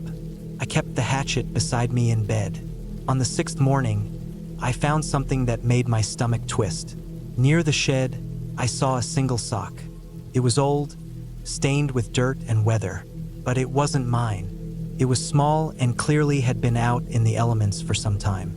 I hadn't gone near the shed yet, and the door had been stuck when I first arrived. I tried it again now and found that it still wouldn't budge. But someone had definitely been around there. That night, I set up a simple tripwire made from fishing line around the porch. It wouldn't stop anyone, but I'd hear it snap. I brought everything valuable inside. I kept the lantern burning and sat up in bed with my back against the wall, trying not to doze. Around 2 a.m., I heard the line snap. It was loud in the silence. I froze, listening. Then I heard movement on the porch. Slow, deliberate steps. Something brushed against the wall. I held the hatchet tight and didn't move. The steps continued, circled the cabin. I heard the back shutter creak. Then silence. I stayed up until dawn, every nerve on edge. When the sun rose, I went outside and walked the perimeter. The tripwire had been tripped, as expected. But what got me was that the firewood pile had been rearranged. Neatly, carefully, like someone had sorted it by size. There was no sign of an animal, no tracks, just that silent message. I decided to leave that morning. I packed everything up in a rush, heart racing. I didn't feel safe anymore. I didn't know who or what was out there, but I wasn't going to stick around to find out. On the drive back down the dirt road, I kept checking my mirrors. I didn't see anyone, but I felt like I was being watched the whole way. When I finally reached the main road, I didn't stop until I got home. I reported what happened to the local sheriff's office when I got back. They sent someone to check it out a few days later. They didn't find anything, no tracks, no signs of entry, nothing. They told me it was probably just a drifter or an animal. I didn't argue, but I knew better. I haven't gone back since. I still think about that trip sometimes, especially when I'm alone at night and things are quiet. It wasn't the kind of fear you get from a ghost story or a nightmare. It was real, tangible.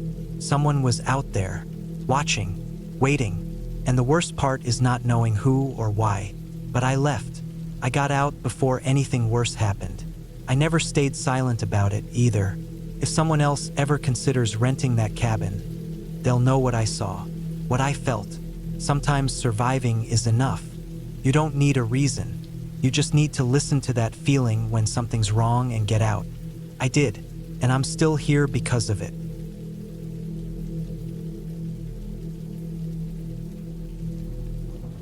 I was looking for some time alone, away from work, noise, and everything else that had been slowly burning me out. I'd been working nonstop for years. I couldn't remember the last time I'd taken a real break. Not just a weekend trip, but something longer and more secluded. I needed that distance. I didn't want to see my phone lighting up with texts or emails or reminders. I wanted to disappear for a bit and breathe. So, I rented a cabin deep in the woods of northern Minnesota. It was a simple place, no TV, no Wi-Fi, no neighbors nearby. Just me and the woods. I booked it for 2 weeks. I packed basic clothes, a couple of books, non-perishable food, and a cooler for anything fresh. There was a small grocery store about 30 minutes away in case I needed to restock. The cabin had a wood stove, a generator for electricity, and a well pump for water. Basic but livable. I arrived in the early afternoon, just as the sky started to cloud over. The gravel road leading to the place was narrow and unmarked. My phone had lost reception about 10 miles back, and I used printed directions to find my way. The cabin sat in a clearing, surrounded by thick pine and birch trees. The air smelled fresh, clean, different from the city. I parked my truck, unloaded everything, and checked the place over. The cabin had one small bedroom, a bathroom with a composting toilet, and an open living area with a kitchenette and a wood-burning stove. Outside, there was a fire pit and a stack of chopped wood under a tarp. It looked exactly like the pictures online, but something about it felt different in person, more isolated. It was a strange mix of calm and slightly unsettling, like I was stepping into a bubble that had no connection to the rest of the world. That first night was quiet. I sat on the small porch, listening to the breeze through the trees and watching the shadows grow long. No cars passed by, no planes flew overhead. Felt good to sit still. When it got dark, I lit a few lanterns inside and made a simple dinner. Afterward, I read for a while and went to bed early. I slept deeply with no dreams and no interruptions. The first few days went by peacefully. I spent time hiking short trails near the cabin, making simple meals and sitting outside. I watched squirrels dart around and listened to birds I didn't recognize. The weather stayed cool and cloudy, which fit the mood. Occasionally, I'd hear distant noises, branches snapping, rustling leaves, but I chalked it up to wildlife. There were plenty of deer tracks around the cabin, and once I spotted a fox trotting along the edge of the woods. Around the fourth day, I noticed something a little odd. I woke up to find the firewood tarp half pulled off. At first, I figured the wind had caught it, but it hadn't been very windy. Then I noticed some of the logs looked like they had been moved, like someone or something had tried to get underneath. There were no clear animal tracks nearby, and it didn't look like any animal had nested there. I fixed the tarp, stacked the wood again, and didn't think much more of it. That night, I heard something outside around midnight. It was subtle at first, like someone walking softly on the gravel driveway. I stayed in bed, listening. The sound continued, slow, deliberate crunches of gravel. Then it stopped. I waited, holding my breath, but nothing else happened. I eventually convinced myself it was my imagination or maybe a deer wandering close. The next morning, I checked around the cabin but didn't see anything strange. No footprints, no disturbed ground. But I started feeling more alert, like my mind had moved into a different gear. I kept my ears open, paying more attention to the sounds around me. On the 6th day, something changed. I went for a walk after lunch, following a narrow trail that looped around a small pond not far from the cabin. I took my time, stopping to watch ducks glide across the water and listening to the occasional distant caw of a crow. It was peaceful until I was about halfway through the loop. That's when I saw something strange on the trail. A single boot print in the soft dirt. Not mine. Too large. And fresh, like someone had just walked through. The tread didn't match my boots either. I looked around but didn't see anyone. I stood there for a while, listening. The woods were still, almost too still. Then I heard a faint snap of a twig somewhere behind me. I turned fast but saw nothing. I waited a little longer, then slowly continued the loop, constantly looking over my shoulder. I didn't see or hear anything else, but the sense of being watched followed me back to the cabin. Once I was inside, I locked the door, which I hadn't bothered to do before. That night, I had trouble sleeping. Every creak of the wood or rustle outside put me on edge. At one point, I thought I heard something brush against the wall of the cabin. I sat up in bed and stared at the dark ceiling until my eyes burned. Eventually, I drifted off, but it wasn't restful. The next day, I didn't go far. I stayed close, mostly sitting on the porch or reading inside. Around late afternoon, I walked out to the edge of the clearing to check the tree line. I don't know why I felt the need to, but I did. That's when I saw something. A piece of cloth was hanging on a branch just beyond the trees. It looked like part of a shirt, dark gray and torn. It was too far for me to make out much detail, but it didn't look old or weathered. I didn't go closer. I just stared at it for a long time. My mind tried to come up with reasons. Maybe someone hiked through the area and left it behind. Maybe a hunter. But the area wasn't known for that.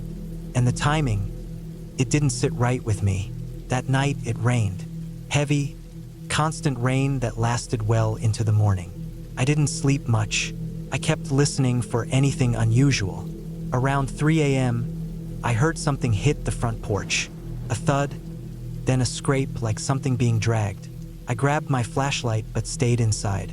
I stood near the window trying to see through the streaked glass. The rain made everything blurry. I waited and watched, but nothing else happened. In the morning, I found a long scratch across the wooden porch, like something heavy with a sharp edge had been pulled across it. I felt a deep unease settle in my chest. I didn't want to admit I was scared, but something wasn't right. I thought about packing up and leaving early, but part of me didn't want to seem paranoid.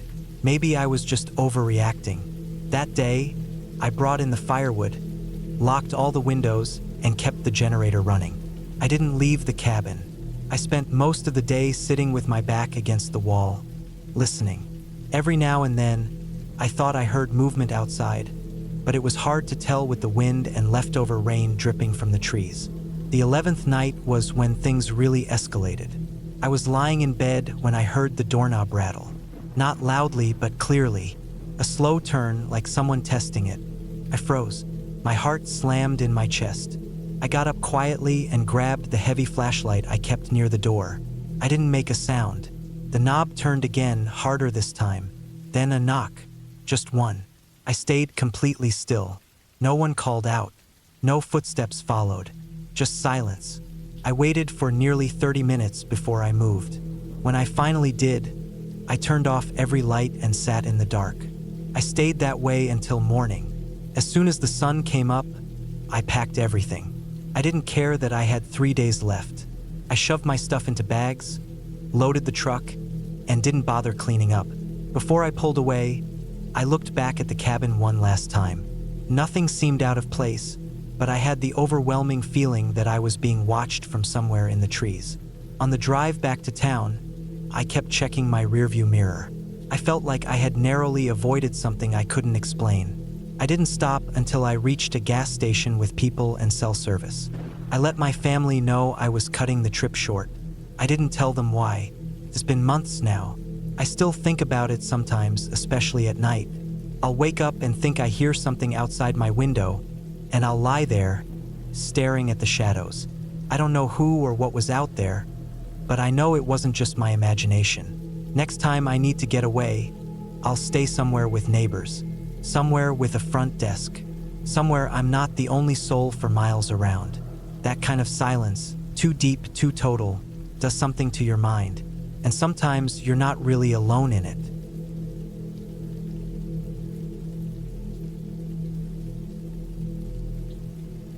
It was early October when I decided to take some time off work and get away from everything. I was tired of the noise, the pressure, the constant buzz of the city that never really quieted down, even at night. I had a few vacation days saved up and figured a solo trip out into the woods might do me good. No phone, no internet, no people, just quiet.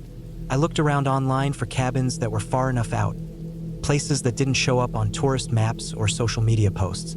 Eventually, I found one listed on a small local website, buried under a bunch of fishing reports and hunting tips. The listing was simple, just a photo of a log cabin next to a lake and a contact number. No reviews, no fancy descriptions. That was exactly what I was looking for.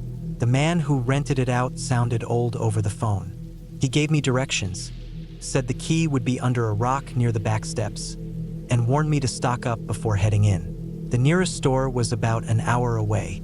I packed up my Jeep with enough canned food, water, firewood, and batteries to last a week.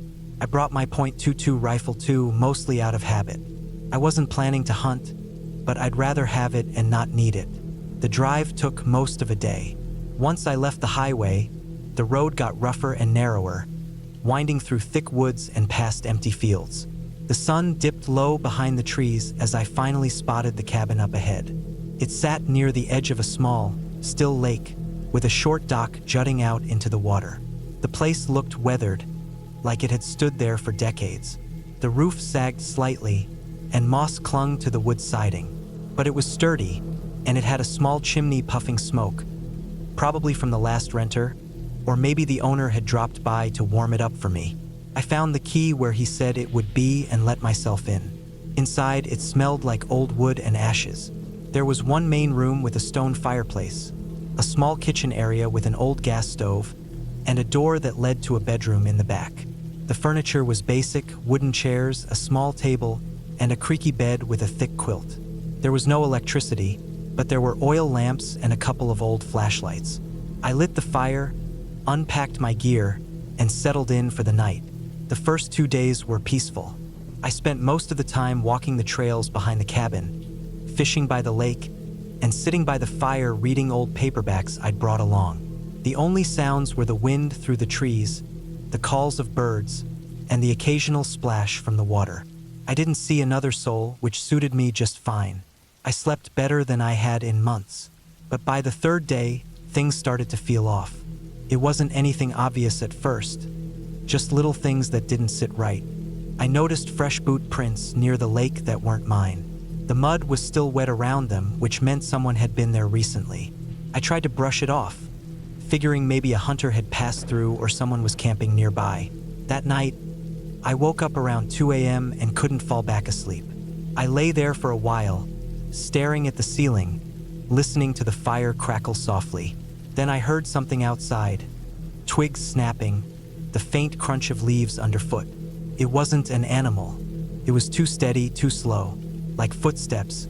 I sat up in bed, holding my breath, listening. The sound moved past the bedroom window, then faded away toward the lake. I grabbed the rifle and stepped out onto the front porch. The cold hit me hard, and I stood there in the dark, scanning the trees. The flashlight didn't reach far, just lit up the fog hanging near the ground. I didn't see anything, and after a few minutes, I went back inside. But I didn't sleep much after that.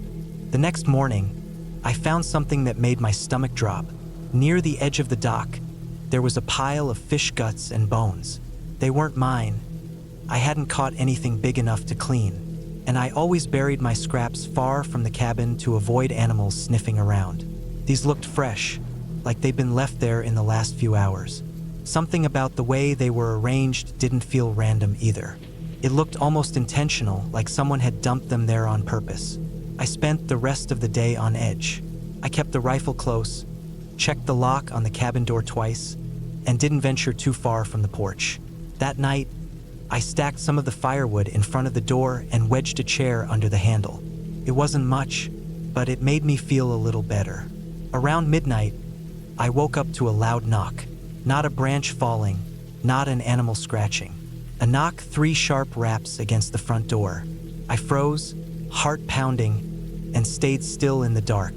Whoever it was didn't say anything, didn't knock again. I waited almost half an hour before I finally moved. I crawled out of bed, rifle in hand, and crept to the front window. I didn't see anyone, but there were fresh prints on the porch. Muddy, deep, the kind that came from heavy boots. They led up to the door and then back down the steps. I decided to leave first thing in the morning. I packed everything back into the Jeep, keeping an eye on the woods the whole time. But when I turned the key in the ignition, nothing happened. The engine didn't even try to turn over. I checked the battery, the cables, everything looked fine. I tried again. Nothing. I wasn't stupid. I knew someone had messed with it. Maybe drained the battery, maybe pulled something out. Either way, it wasn't going anywhere. I was stuck out there. That day felt like the longest I'd ever lived through. I kept the fire going all day, stayed close to the cabin, and listened for any sound that didn't belong. Every crack of a branch made me jump. Around sunset, I heard movement again, this time near the back of the cabin. I peeked through the window and saw a figure standing at the edge of the trees, just standing there, still as a post. I couldn't make out the face, but they were wearing a hood and heavy coat. I raised the rifle and pointed it toward the window. They didn't move. After a minute, they turned and walked back into the woods. I didn't sleep that night. I sat in a chair by the fire, the rifle across my lap, ears straining in the silence. The lamps flickered now and then, shadows dancing across the log walls. My eyes kept flicking to the windows, half expecting a face to appear. When dawn finally broke, I was exhausted but still alive. I stepped outside and checked the Jeep again. Same as before, dead. I decided to hike out. I packed a small bag with food, water, and the flashlight and left a note in the cabin in case someone came looking. I took the rifle, slung it over my shoulder, and started walking. The trail that led out wasn't marked, but I remembered enough of the drive-in to find my way. Took hours. The forest was dense, and I had to backtrack a few times, but by late afternoon, I finally reached a logging road. I flagged down a truck about 30 minutes later. The driver didn't ask questions, just let me climb in and took me to the nearest town. I called the rental guy once I got there, told him what happened. He didn't sound surprised, just said he'd go check on the cabin. I never heard back from him. I didn't press it. I just wanted to forget the whole thing. Back home, I got my Jeep towed and looked it over. Nothing was broken, nothing was missing. The battery was full. It started right up without a problem. I still don't know who was out there. Could have been a squatter, a drifter, or just someone who didn't want me on their land. Maybe the cabin was part of someone's trap, some way of luring people out there. I'll never know, but I haven't been back to the woods since. I don't camp alone anymore. I don't even like driving past forests. That trip was supposed to clear my head. Instead, it made me realize how alone you really are when you're out there. No phones, no roads, no one to help if things go wrong. I was lucky to get out. That's all I know.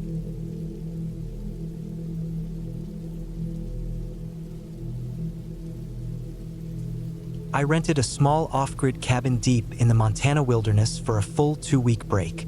I needed time away from everything, work, people, phones, all of it. I had been feeling drained for months, maybe years, and I wanted silence. Just peace, quiet, trees, and time to think. I booked the cabin through a private rental listing. It was a basic setup, no electricity, no running water, and only one other place nearby, about 2 miles down the dirt trail. That one was supposedly empty most of the year. I parked my truck at the end of a gravel road and carried my supplies the rest of the way. 2 backpacks, a rifle, a cooler with dry ice, and a 5-gallon jug of water. The cabin sat about 100 yards back from the main trail, surrounded by thick pines. There was a small stream nearby and an outhouse just behind the cabin. The wood looked old but solid. The roof had patches, and the front steps creaked under my weight. The windows had shutters, and there were iron latches on the inside. A single-room layout with a wood stove, a table, a bed, and shelves along the back wall. The first 3 days were exactly what I needed. I spent time reading, hiking, chopping wood, and just sitting in silence. Every morning I woke to birds and the sound of wind in the trees. I cooked simple meals on a small gas stove, kept a fire going most of the time, and slept deeply. I didn't see a single soul during those first days, not even an animal except for a few deer and 1 fox. On the 4th morning, something changed. I noticed footprints on the trail when I went out for my walk. At first, I thought they were my own, but I saw they came from the opposite direction and stopped near the edge of my path into the trees. The prints weren't fresh, maybe a few hours old, but they weren't mine. The sole pattern was different, flatter, wider, with no deep heel. I figured maybe someone from the other cabin was hiking around, so I didn't think too much of it. That night, I had a hard time sleeping. Something just felt off. I lay in bed with the fire burning low, listening to the night outside. The wind had died down and it was quiet. So quiet that every sound stood out. I heard a crack once, maybe a branch, but it was sharp, like something stepped on it. After that, nothing. The next morning, I stepped outside and saw the same kind of footprint in the mud near the woodpile. It was only one print, like someone had stepped in and backed out. I scanned the tree line for any movement but saw nothing. The sun was out. The woods were calm. Still, it bothered me. I walked the perimeter of the cabin slowly, checking everything. Nothing seemed out of place, but I could feel something was off. I made myself believe it was just nerves, maybe the isolation. I wasn't used to being alone this long. I told myself that. I started carrying the rifle around after that, even just to get water or go to the stream. I hadn't used it yet, hadn't even loaded it, but it felt better in my hands. That afternoon, I sat on the porch for a while and watched the trail. Nothing moved. That night, I locked the shutters from the inside, barred the door with a wooden beam, and pushed the table in front of it. I slept with the rifle beside the bed. I didn't sleep much. Around 2 in the morning, I heard the soft crunch of leaves outside. Not constant, just one crunch every now and then nothing. It was like someone standing still, shifting weight. I held my breath, listening. Minutes passed. Nothing. The next morning, I found more prints. This time right outside the cabin window. A full trail of them circling the place. They weren't hurried. They were careful, like someone had walked around slowly. I saw one set come up behind the cabin and stop near the outhouse, then head back toward the trees. There was no mistaking it now. Someone was out there watching me, maybe coming closer at night. I packed a small bag that day and hiked out about 3 miles toward where I remembered the other cabin was. I wanted to see if anyone was staying there. I followed the dirt trail, checking for signs of life. No tire tracks, no recent trash, nothing. When I reached the clearing where the other cabin stood, I saw it was boarded up tight. The windows were covered, and there was a chain across the door. No footprints, no smoke, no sign anyone had been there for months. But on the way back, something felt off. I kept turning around, thinking I saw movement behind me. Once I stopped and stood still for nearly 5 minutes, just waiting. I didn't see anything, but the feeling stayed. I walked faster the last mile and reached my cabin around late afternoon. My heart was pounding, and my back was damp with sweat. That evening, I set up some makeshift traps, simple things. Fishing line tied between trees at ankle height. A couple of empty cans strung with string near the front porch. I kept the fire burning hot and didn't sleep. I sat in the chair by the window with the rifle across my lap, watching the shadows move across the walls as the fire crackled. Around 3 in the morning, I heard the cans rattle. It wasn't loud, but it was enough. I froze. Then I heard footsteps, slow, cautious steps on dry leaves. Not animal. I got up, moved to the window, and peeked through the slats. I saw nothing at first. Then I saw the shape. A man. He was standing near the edge of the trees, just outside the moonlight. He was facing the cabin, not moving, just standing there. He stayed for maybe a full minute, then turned and disappeared into the woods. I didn't sleep at all after that. The next morning, I walked the whole perimeter again. Found the constring had been cut, not tripped. Cut clean, like with a knife. My fishing line was pulled loose too, and tossed aside. Someone had been there and had seen what I was doing. They weren't just watching now. They were trying to get closer without being noticed. I seriously considered leaving right then, hiking out and driving home. But I had 10 days left on the rental. My food was still good, and I didn't want to be scared out of a place I paid for. I decided to stay one more night, just to see if anything else happened. If it did, I'd leave in the morning. That night, I didn't light a fire. I didn't want to give off any light. I sat in total darkness with my back against the wall, rifle in my hands, eyes wide open. I didn't move, The cabin was freezing. I wore every layer I had. At some point, I heard something scrape against the outside wall. Just a faint sound. A soft dragging sound. Then nothing. Then I heard the door handle move. Clicked softly. Not pushed, not kicked. Just turned, tested. I didn't move. Didn't breathe. Then came the whisper of movement across the porch. A creak of a step. Another. Then silence. I waited in that darkness for what felt like hours. No more sounds. Just cold, black silence. At dawn, I opened the door slowly, rifle ready. No one was there, but I saw what I needed to see. Muddy prints on the porch, this time fresh. One had a partial tread. I followed the prints for a few yards before they vanished into hard soil. That was it for me. I packed everything I could in under 10 minutes and started the long walk back to my truck. I kept the rifle in my hand the whole time. Every bird call, every branch snap made me whip around. I walked fast, maybe too fast. I tripped once and scraped my hands, but I didn't stop. When I reached my truck, I threw everything in the back and got inside. My hands were shaking as I turned the key. I backed out fast, tires throwing gravel, and didn't stop until I hit pavement. I didn't call anyone, didn't file any kind of report. What would I say? That some guy stood outside my cabin and scared me? That I heard footsteps? It was real. I know that. I've never gone back to that area. I never will. What scared me the most wasn't just that someone was out there. It was that he didn't want anything, not food, not help. He was just watching, careful, silent, patient. And if I had stayed just one more night, I'm not sure I'd have made it out.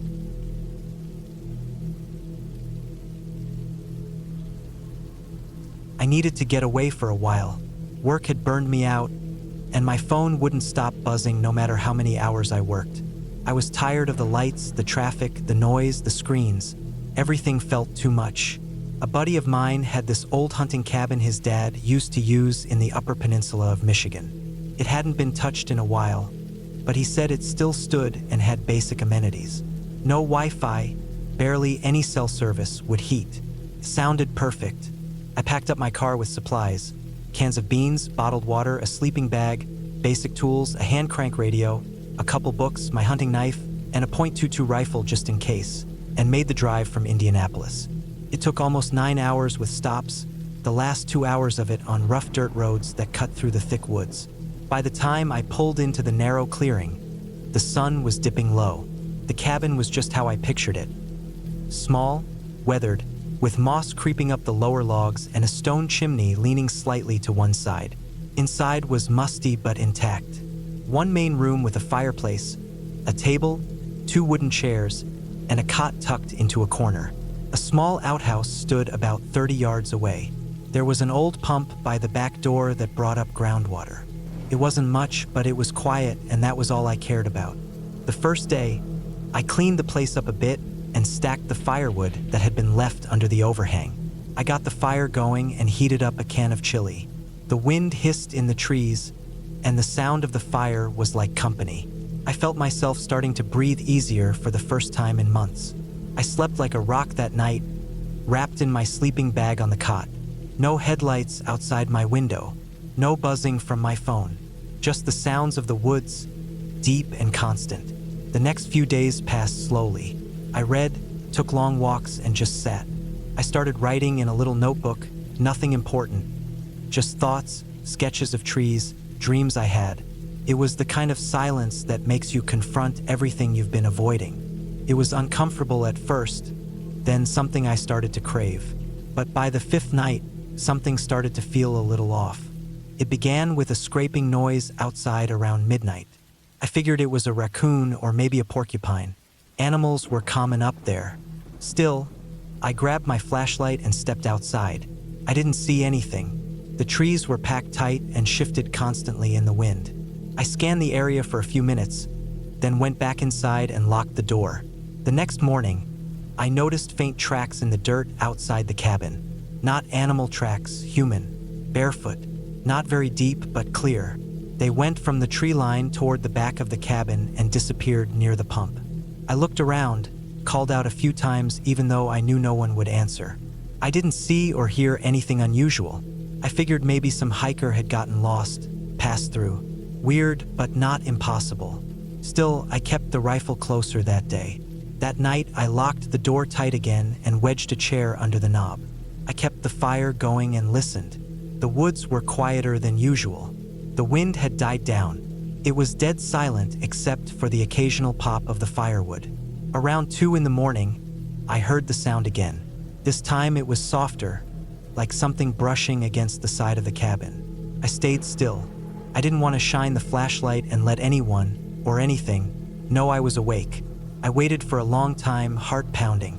Eventually it stopped. I didn't sleep the rest of the night. By morning, I decided to do a wider check of the area. I circled out into the woods about 100 yards in each direction, looking for more footprints, trash, anything. I didn't find much until I went behind the outhouse. There, just beyond a thicket of bushes, I found a small area where the pine needles and leaves had been cleared out in a rough circle. In the center were a few charred pieces of wood. Someone had made a fire there. Nearby, I saw what looked like a sleeping bag rolled up tight and tucked under a log. I didn't touch anything. I backed out and went straight back to the cabin. I started wondering if someone was living out here. Maybe they'd seen me arrive and had been watching ever since. That thought didn't sit right with me.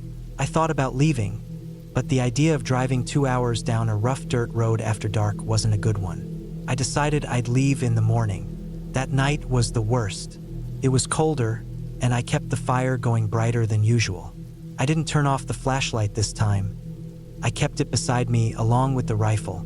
Around midnight, I heard it again. A scraping, then footsteps, soft, deliberate ones, crunching the leaves. They moved from one side of the cabin to the other, then stopped. Then the sound of someone trying the door. Slowly, carefully. My heart was slamming in my chest. I didn't make a sound. I just kept the rifle aimed at the door, breathing through my nose as quietly as I could. The doorknob twisted slightly, then stopped. For a long time, nothing happened. Then I heard footsteps again, this time heading toward the outhouse. After that, silence. I didn't sleep. I waited until dawn, then threw everything into my car and got out of there. I didn't even look back at the cabin. I just drove. A week later, I told my buddy about what happened. He went up there with 2 friends a few days later. They checked the spot behind the outhouse and found the same burned-out fire pit and some old gear. A knife, a tarp, a dented thermos. They packed it out and left.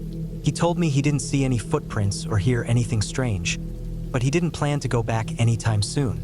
I don't know who was out there or what they wanted. Maybe just someone squatting in the woods, maybe worse. All I know is that being alone in a remote place can turn from peaceful to terrifying fast. The quiet becomes too loud.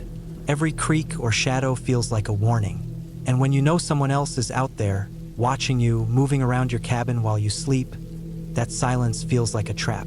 I still think about that place sometimes.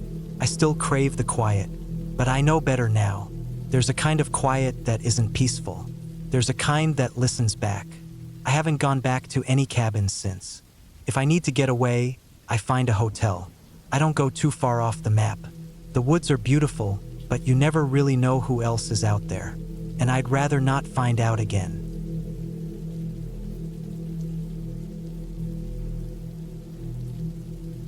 I had been burned out for a while. Between the stress at work, the endless meetings, and the feeling that every day was blending into the next, I needed to get away. Not just for a weekend, but for as long as it took to feel normal again. That's why I decided to rent a cabin out in northern Montana, as far away from people and noise as I could find. I wanted peace and quiet, a place to reset my brain, maybe go for hikes, cook some real food, sleep without hearing sirens, just breathe again. I found the place through a listing site, some old private property about 15 miles from the nearest paved road. The pictures showed a plain wooden cabin with a small porch, a stone chimney, and nothing but forest in every direction. No neighbors, no power lines, not even cell phone reception. It looked perfect. I packed my car with everything I could think of. Non-perishable food, propane tanks for the heater, a satellite GPS, spare batteries, 2 flashlights, a radio, a shotgun I barely ever used, and 2 coolers filled with frozen meat and vegetables. The drive took most of the day.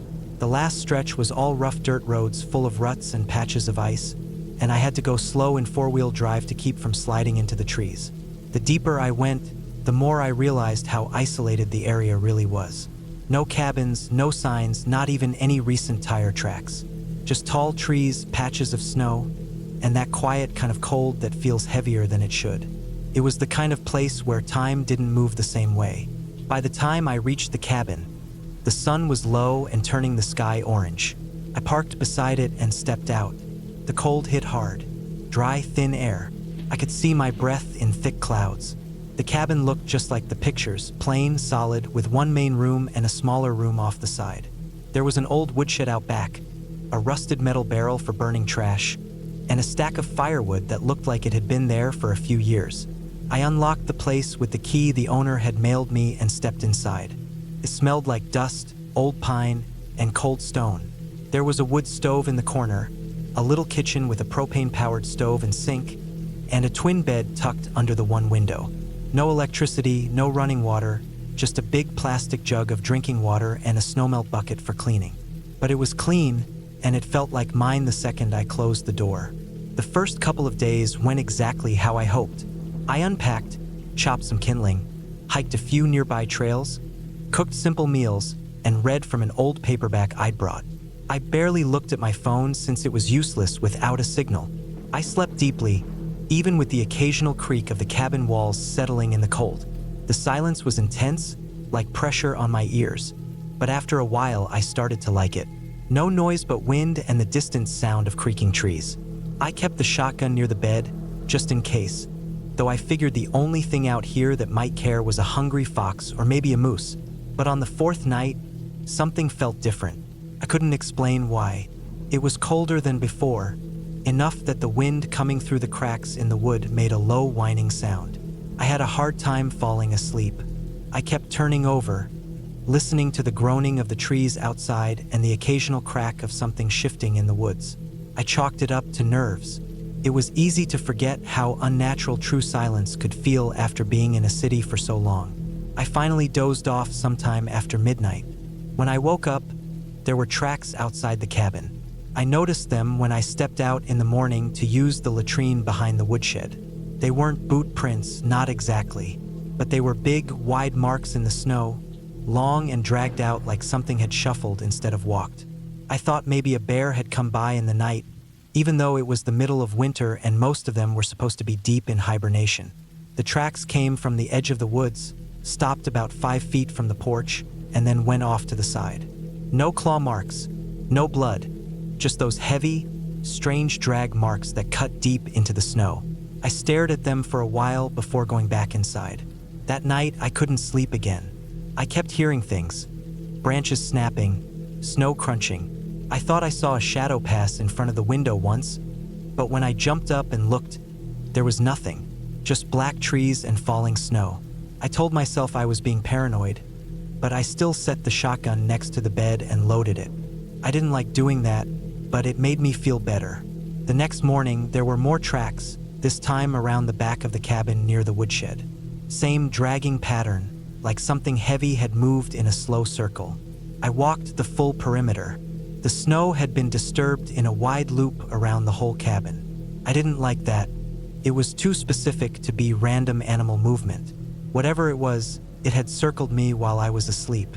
That afternoon, I decided to go farther out. I packed a small day bag with the GPS, some jerky, a flask of hot tea, and hiked a few miles up the nearest trail. I just wanted to clear my head and shake the feeling that something was watching me. There were no more tracks beyond the area immediately around the cabin. I didn't see any animals either. No birds, no deer, not even squirrels. The woods were too quiet. I stopped once to listen, and the silence made my skin crawl. Even the wind had stopped. I turned back early. I didn't want to be out there after dark. That night, I kept the stove burning and set up a small alarm using empty cans tied to a string across the porch. It wasn't much, but it made me feel a little more in control. I laid in bed staring at the ceiling, waiting. Around 2 a.m., I heard the cans rattle. My heart jumped. I stayed perfectly still, listening hard. The wind had picked up again. making it hard to hear, but I swore I heard something slow moving in the snow just beyond the porch. Not footsteps exactly, but the same dragging, crunching sound I'd seen in the snow. I didn't move for nearly an hour. I didn't dare look out the window. I eventually drifted off, shotgun in my arms, the stove glowing dull red in the corner. In the morning, the string was torn down. The cans were scattered, and the snow on the porch had been disturbed. Whatever had done it had gotten right up to the door. I seriously considered leaving that day, but the problem was the road back wasn't easy.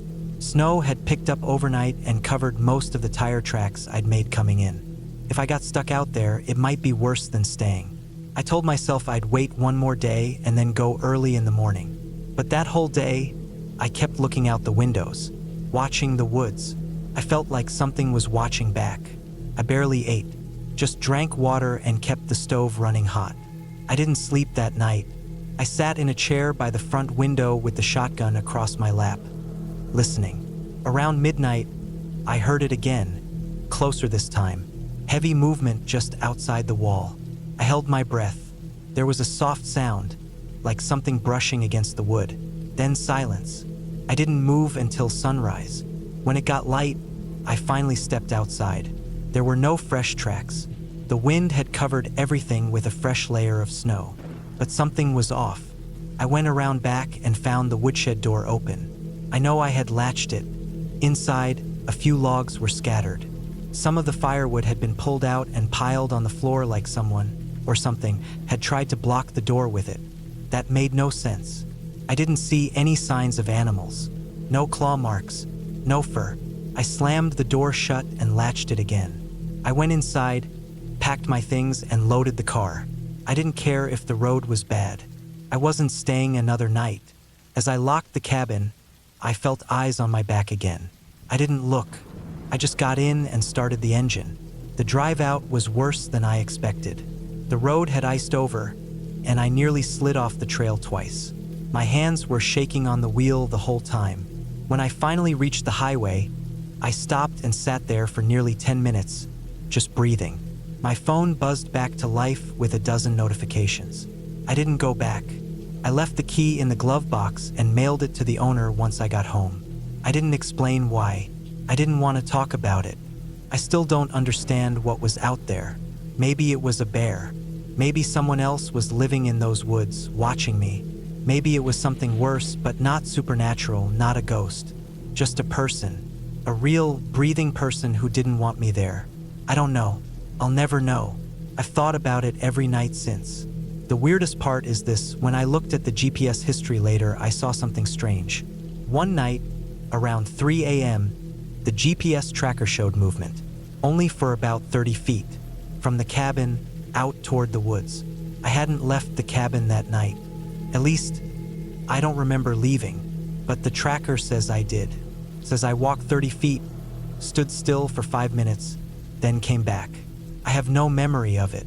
Whatever happened out there, I know I'll never feel safe going into the woods again. That cabin was supposed to help me feel alive again. All it did was show me that being truly alone can be far more dangerous than I ever imagined.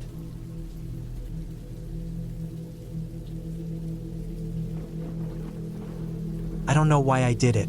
Maybe it was just something I needed to prove to myself. Maybe I missed the feeling of silence or the smell of pine and old wood. Maybe I thought I could handle being alone out there again. I had told myself for years that the memories I had of that place weren't real, or at least not the way I remembered them. It had been 15 years since I'd last seen the cabin. 15 years since that summer I never talk about. I was only 17 back then. This time I was 32, a grown man with more experience, more logic, less fear. I took a week off work and packed up everything I thought I'd need. I made lists. I checked off every item. Food, first aid, extra water, sleeping bag, backup charger, even a small generator just in case I wanted to keep my phone or GPS running longer. The cabin didn't have electricity or plumbing, but it had 4 walls, a roof, and old memories. It belonged to my uncle once, but he passed away when I was in college. The land was never sold off. My family kept it, though no one visited it anymore. It wasn't the kind of place people used for vacations. It was hidden deep in the Adirondacks, down an unpaved path that didn't show up on most maps. The driveway was so overgrown with brush and young trees that I had to leave my truck at the base of the hill and hike up the last mile and a half with my pack and gear strapped tight to my back. The moment I stepped past the edge of the forest and saw that faded gray wood again, I felt something cold in my chest. It wasn't fear, not yet, more like something familiar I didn't want to feel again. The cabin looked smaller than I remembered. One window had cracked in the corner. The porch steps were sagging. Moss was starting to grow where the roof dipped over the back edge. But it was still standing, and it was mine for the next week. I spent the first hour checking the place over. The inside smelled like damp wood and mold, but nothing too bad. The mattress was still on the cot, and the little wood stove in the corner looked like it hadn't rusted through. There was an old metal water drum out back that had long since dried up. I made sure the windows still latched and cleared out the spider webs and dried leaves. I opened all the cabinets and drawers, half expecting some animal to leap out at me, but all I found were some old packets of salt and sugar and a rusted-out can opener. By sunset, I had the generator set up off the back porch and my battery packs charging.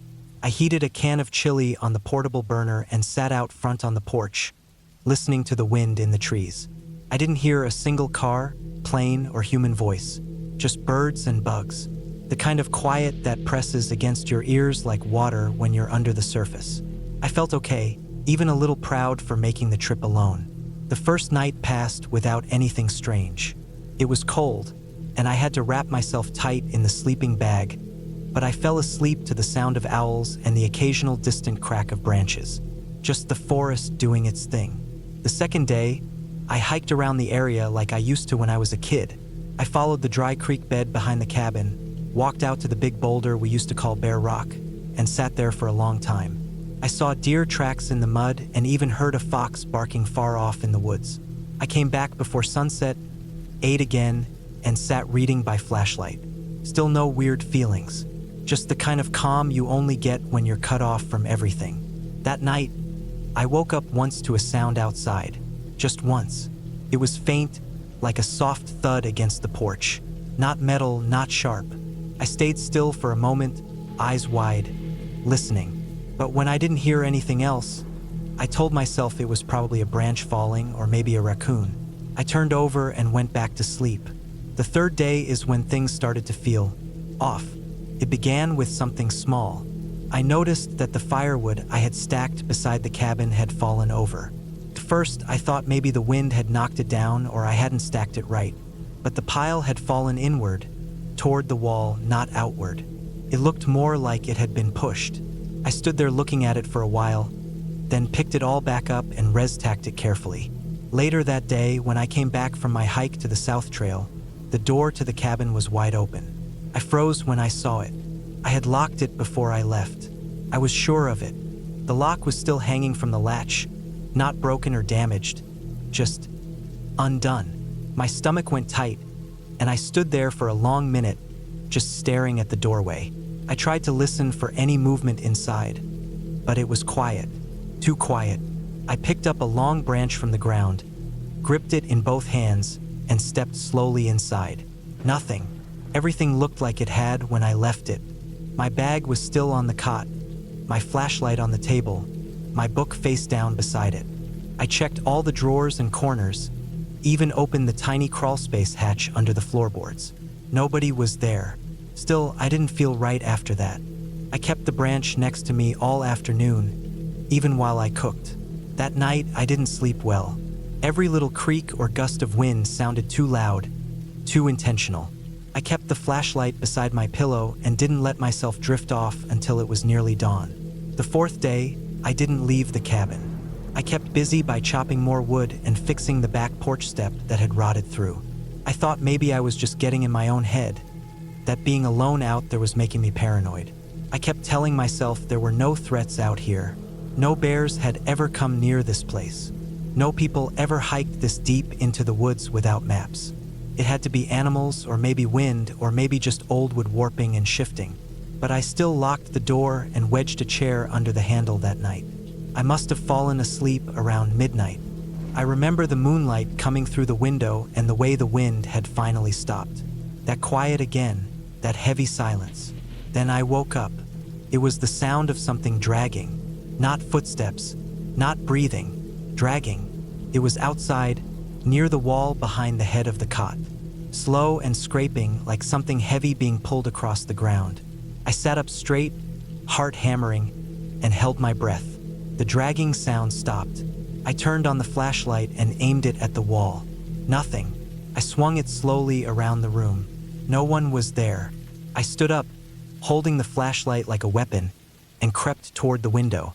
I was about to pull the curtain aside when I heard it again. This time from the other side of the cabin. It circled the walls. A low, dragging noise, sometimes with a soft thud, like something being dropped and picked back up. I didn't move.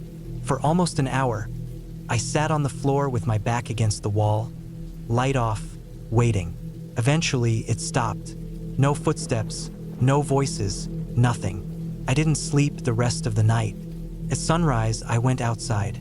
I walked the whole perimeter of the cabin, eyes scanning the dirt and leaves. I didn't see any boot prints, but I did see marks. Long, shallow drag lines in the dirt. Some curved around the corner of the cabin. One passed right under the window by the cot. I followed one out toward the tree line but lost it after 20 feet. That day, I packed up everything. I told myself I could stay the full week, but my gut was screaming at me to leave. I didn't care if it was a prank, an animal, or some squatter in the woods. I didn't want to be there another night. I loaded everything into my backpack, took down the generator, and started hiking back toward my truck. About halfway down the trail, I realized something was wrong. The path looked different. There were broken branches and fresh prints, boot prints, not mine, coming up the trail. I stopped and looked around. My first thought was that someone had followed me. Or worse, someone had already been there, watching, waiting. I took out my small hatchet and held it close as I walked. I didn't hear anything at first, just the usual birds and rustling trees. Then I heard a whistle. It wasn't musical. It was short, sharp, and deliberate. Came from off the trail to my left. I froze, waited, listened. Nothing. Then I heard it again, this time from behind me. I didn't stop again after that. I sprinted the last quarter mile to my truck, threw the gear into the bed without tying it down, and peeled out down the old dirt road as fast as it would let me. When I hit pavement again, I didn't stop driving until I was back on the interstate. Phone service returned, and I could see signs for towns I recognized. I didn't report anything. I didn't tell my family. I didn't go to the police. What could I say? That someone dragged something around my cabin at night and opened my door? But I did one thing. I went online and started digging through old forums and message boards about the area. Most were about hiking, hunting, off-grid living. But then I found a thread buried deep about strange encounters in the same section of the Adirondacks. Not ghosts, not creatures, people. One post described waking up to someone standing outside their tent, just breathing.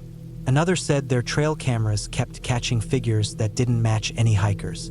One guy said he saw a man wearing a trash bag and nothing else walking through the trees with a metal pipe. I never went back to the cabin. I never will. The land's still in my name, but it can rot for all I care. Some places you don't belong. Some places don't want you there.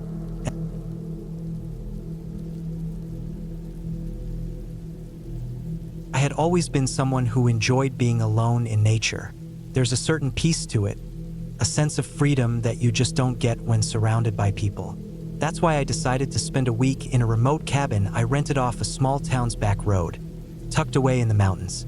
The place seemed perfect for solitude, quiet, off-grid, far enough from civilization that it felt like a different world.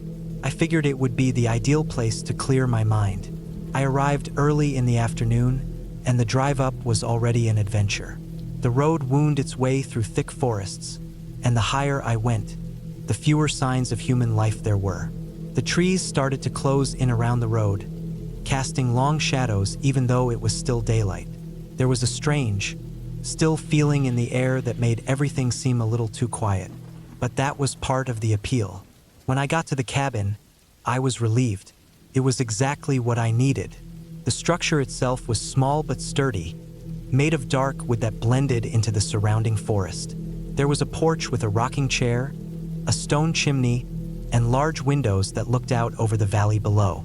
Behind the cabin, a small creek trickled through the woods, making a calming, rhythmic sound. I unloaded my bags and started unpacking. It was simple, but everything I needed was there. A fireplace, a kitchen, a couple of comfortable chairs, and a small table for eating. The bedroom had a large bed with a thick quilt, and the bathroom was rustic but functional. I felt a sense of relief. The cabin had a charm to it that I hadn't expected. As the sun dipped below the horizon, I made a fire in the fireplace and opened a can of soup for dinner. The warmth from the fire crackled and popped, and I watched the flames dance in the dim light. The only other sounds were the occasional rustling of the trees outside and the distant croaking of frogs. Felt peaceful. After dinner, I stepped outside onto the porch. The air had turned cooler, and the sky was now a deep shade of navy blue, dotted with stars. There was no light pollution here, and the stars seemed brighter than anything I'd ever seen before. I took a deep breath, trying to soak in the serenity. It was a nice, clear night. Perfect. I sat down in the rocking chair and leaned back, letting the creaking of the chair and the quiet night calm me. But after a while, I began to notice something odd. It was subtle at first, just a slight sense that I wasn't entirely alone. At first, I chalked it up to the unfamiliarity of the setting. After all, I wasn't used to being out here by myself, so maybe my senses were heightened. But then I heard it, a soft thud, like something heavy dropping to the ground in the distance. My body tensed, and I froze, straining to listen. The sound came again, followed by another thud, this time closer. It wasn't the wind or an animal. It was something deliberate, like a person walking. I stood up, instinctively looking toward the tree line. The shadows in the forest seemed darker, thicker, as if they were moving. I tried to calm myself.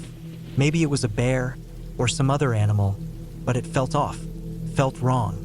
I grabbed a flashlight and stepped off the porch, my boots crunching against the dry leaves. I moved carefully toward the direction where the sound had come from. As I walked, the hairs on the back of my neck stood up, and the feeling of being watched grew stronger. Every step I took made the night seem more oppressive, the air thick with tension. After a few minutes, I reached the edge of the woods. The flashlight beam bounced off the trees, casting long, eerie shadows. I could see nothing out of the ordinary, but the uneasy feeling wouldn't go away. I scanned the area one last time, hoping for something that would make sense of the odd feeling I had. Nothing. It was just dark woods stretching out before me. I turned to head back to the cabin, but as I did, something caught my eye. Movement. It was quick, darting between the trees, just beyond the reach of the flashlight. My heart skipped a beat, and I froze. Was it an animal? Or was it something else? I didn't wait to find out. I quickly turned and rushed back to the cabin. My breath was shallow as I locked the door behind me and bolted the windows. I sat down by the fire, my pulse racing. I couldn't shake the feeling that something was out there, something that shouldn't be. The night stretched on, and I tried to convince myself I was just being paranoid. It was probably just a deer or a raccoon. Yet, every creak and crack of the cabin seemed amplified in the silence. Eventually, I fell into a fitful sleep, the sense of unease never fully leaving me. The next morning, I woke to the sound of birds chirping outside. The sun was just starting to rise, casting a soft golden glow over the landscape. It was beautiful, but the events of the previous night lingered in my mind. I tried to shake it off as I made breakfast, but I couldn't quite let go of the feeling that something was watching me. The forest around the cabin felt alive in a way I couldn't explain. I spent most of the day hiking around the area, trying to distract myself. The trails were peaceful, and the scenery was breathtaking, but the quiet wasn't the same anymore. I kept looking over my shoulder, half expecting to see someone, or something, following me. Couldn't help it. I felt like I was being watched no matter where I went. By the time I returned to the cabin that evening, I was exhausted, both physically and mentally. I sat down on the porch again, hoping the fresh air would clear my head, but it didn't. As the sun dipped below the horizon, the uneasy feeling returned, stronger than before. That night, the strange sounds returned, thuds in the distance, and this time they were closer, unmistakable. It was as if someone, or something, was moving deliberately through the woods, circling the cabin. My heart hammered in my chest as I grabbed the flashlight and peered into the darkness. I could see nothing, but I could feel the presence out there. The woods seemed to press in on the cabin, and every shadow felt like a threat. I tried to stay calm, but my breath came in shallow gasps. I knew I couldn't stay in that cabin any longer. I decided to leave. It was late, but the thought of spending another minute in that cabin with the creeping sense of danger was unbearable. I grabbed my backpack, stuffed some essentials inside, and headed for the truck. The road back down the mountain was treacherous, and the headlights barely pierced the darkness, but I didn't care. I just had to get out of there. As I drove down the winding road, the headlights flickered and cast strange shadows on the trees, making everything look even more eerie. The further I got from the cabin, the lighter I felt, like I was finally leaving something behind that didn't belong. It wasn't until I reached the town, where the familiar lights of civilization were, that I felt the tension in my chest start to ease. I never found out what had been in those woods, or why I felt so unnerved. Maybe it was an animal, or maybe it was something else entirely. But the sense of danger was real, and it's something I'll never forget. In the end, I never went back to that cabin. I don't think I could. The peaceful solitude I was searching for turned into something much darker. It was a place that, for some reason, seemed to take on a life of its own. And no matter how many times I tried to rationalize it, I couldn't shake the feeling that something had been out there, waiting for me to make a mistake. But I never did. And as I looked back, I was just grateful to be far away from that place, safe and sound.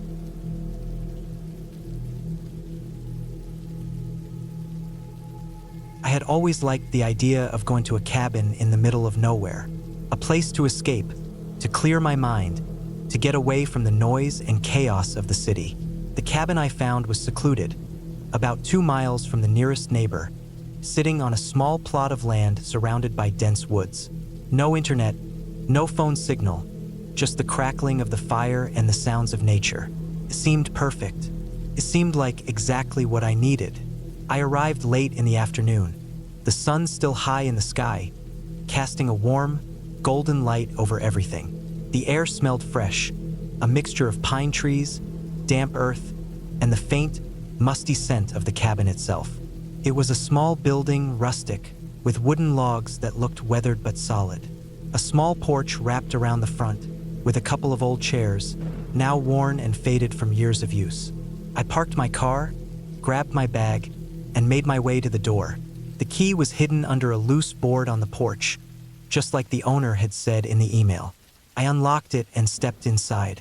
The cabin was cozy, simple. A living area with a couch, a coffee table, and a stone fireplace on the far wall. The kitchen was small but functional, with a stove, a fridge, and a table. Everything looked well used but cared for, like a place someone would return to every year to recharge and relax. I dropped my things on the floor, grabbed a quick bite from the snacks I had brought, and decided to explore a bit. There was a small trail leading through the woods behind the cabin, winding its way between the trees. I followed it for a while, just enjoying the solitude, the quiet, and the beauty of the surrounding nature. The forest felt almost alive in a way, with birds calling to each other from the trees, a soft breeze rustling the leaves, and the occasional sound of something moving in the underbrush. By the time I made my way back to the cabin, the sun was starting to dip lower in the sky, casting long shadows across the land. I made a fire in the fireplace and settled down with a book, feeling completely at ease. I didn't think anything could go wrong here, not in a place so peaceful, so isolated. But that night, things started to feel off. It was just little things at first, small noises I couldn't explain. The faint creaking of the wood in the walls, the soft snap of a branch breaking outside, the sound of something brushing against the cabin. At first, I thought it was just the wind. The trees were close, and the wind often made strange noises as it pushed through them. But the longer I sat there, the more uneasy I felt. I tried to ignore it, but when I heard a distinct tap on the window, my blood ran cold. I froze. My heart started to pound in my chest. The window was on the other side of the room, just behind the couch. I couldn't see anything through the dark glass, but I knew something had made the noise. I stood up, walked over to the window, and peered outside. Nothing. The porch was empty, the trees swaying gently in the breeze. I took a deep breath and let it out slowly. It was probably just an animal, maybe a branch brushing against the window. But something inside me told me it was more than that. Something was wrong. I couldn't shake the feeling that I wasn't alone, that I was being watched. I went to bed early that night, trying to sleep, but every sound kept me awake. The wind, the branches, the creaking of the cabin. Every noise felt amplified in the silence of the night. I kept my eyes on the door, half expecting it to open on its own. Every time the wind howled through the trees, I tensed, waiting for the sound of footsteps or someone calling out. But nothing happened. By morning, I had convinced myself it was just my nerves getting the best of me. I made breakfast, took a shower, and went outside to get some fresh air. The sun was up now, and everything looked normal again. The trees, the sky, the birds, all of it was peaceful. I felt silly for letting my imagination run wild the night before. But by evening, the unsettling feeling returned. This time, I wasn't alone. It started with the sound of footsteps outside, slow and deliberate, as though someone was pacing around the cabin. I quickly looked out the window, but there was no one there. I couldn't see anything in the trees, just the dense forest stretching out in all directions. I tried to ignore it, telling myself that I was just hearing things, that it was probably a deer or some other animal moving through the woods. But then came the scratching. It started faintly at first, like claws dragging against the wood. It was distant, at the far side of the cabin, but it was unmistakable. The sound grew louder, closer, until it seemed like it was right next to me. I bolted to the door, locking it quickly, my mind racing. I moved to the back window and peered out, my breath catching in my throat. I couldn't see anything, but the scratching continued, relentless and unnerving. I grabbed a flashlight, my hands shaking as I turned it on and slowly crept toward the door. I had no idea what to expect, but I knew something was out there. It was as if the entire forest was holding its breath, waiting. I waited for hours, the sounds outside never ceasing. The scratching, the occasional rustling in the trees, and the footsteps that seemed to move around the cabin. I wanted to leave, to drive back to the city, but something kept me there. Fear? Curiosity? Maybe both. The next morning, I found strange marks around the cabin, deep scratches in the wood. They weren't made by any animal I knew. They were too deliberate, too purposeful. Something or someone had been trying to get inside. I spent the rest of the day preparing for whatever might happen next. I didn't want to be caught off guard again. I barricaded the doors and windows, and even placed a few heavy objects near the back entrance in case someone tried to force their way in. That night, I kept watch. Hours passed, and the cabin was silent, but my nerves were stretched thin. I was exhausted but couldn't bring myself to sleep. The thought of closing my eyes and trusting the lock on the door was too much. Then, at around 3 in the morning, I heard it. The unmistakable sound of footsteps, slow and deliberate, coming up the porch. My heart skipped a beat. I slowly reached for the flashlight, my breath shallow, as the footsteps grew closer, stopping just outside the door. I froze, holding my breath, praying I hadn't been heard. Then the doorknob rattled. I shot up from my seat and grabbed the nearest object I could find, a heavy lamp, and raised it in front of me. My mind was racing, my heart pounding so loudly I was sure whoever was outside could hear it. The knob rattled again, and I was sure they were trying to break in. But then the noise stopped. Complete silence. Not even the wind. I waited for what felt like an eternity. The hairs on my neck standing up, my hands still gripping the lamp. The sound of my own breathing was the only thing I could hear now. I tried to convince myself that it was just some wild animal, that I was overreacting. But deep down, I knew that wasn't the case. Eventually, I couldn't take it any longer. I moved to the door, stood as still as possible, and pressed my ear to it. I was hoping to hear anything at all, that would let me know what was going on. But nothing except the eerie stillness of the cabin, that same unnatural silence. I stood there for a moment longer, before slowly opening the door just a crack, shining the flashlight outside. The porch was empty, but as I looked down, I saw something that sent a chill down my spine. There, on the ground, was a single muddy footprint, and it was fresh.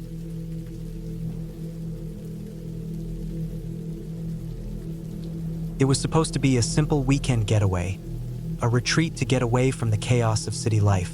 I'd rented a small, isolated cabin deep in the woods, surrounded by tall pines, their branches swaying in the cool breeze. I needed to unwind, clear my head, and just breathe. No noise, no distractions, just me and the wilderness. The cabin was exactly what I had in mind. Old, but sturdy, with a wood-burning stove and a small porch where I could watch the sunset. The first few hours were peaceful. The drive had been long, but the thought of being away from work and responsibilities kept me going.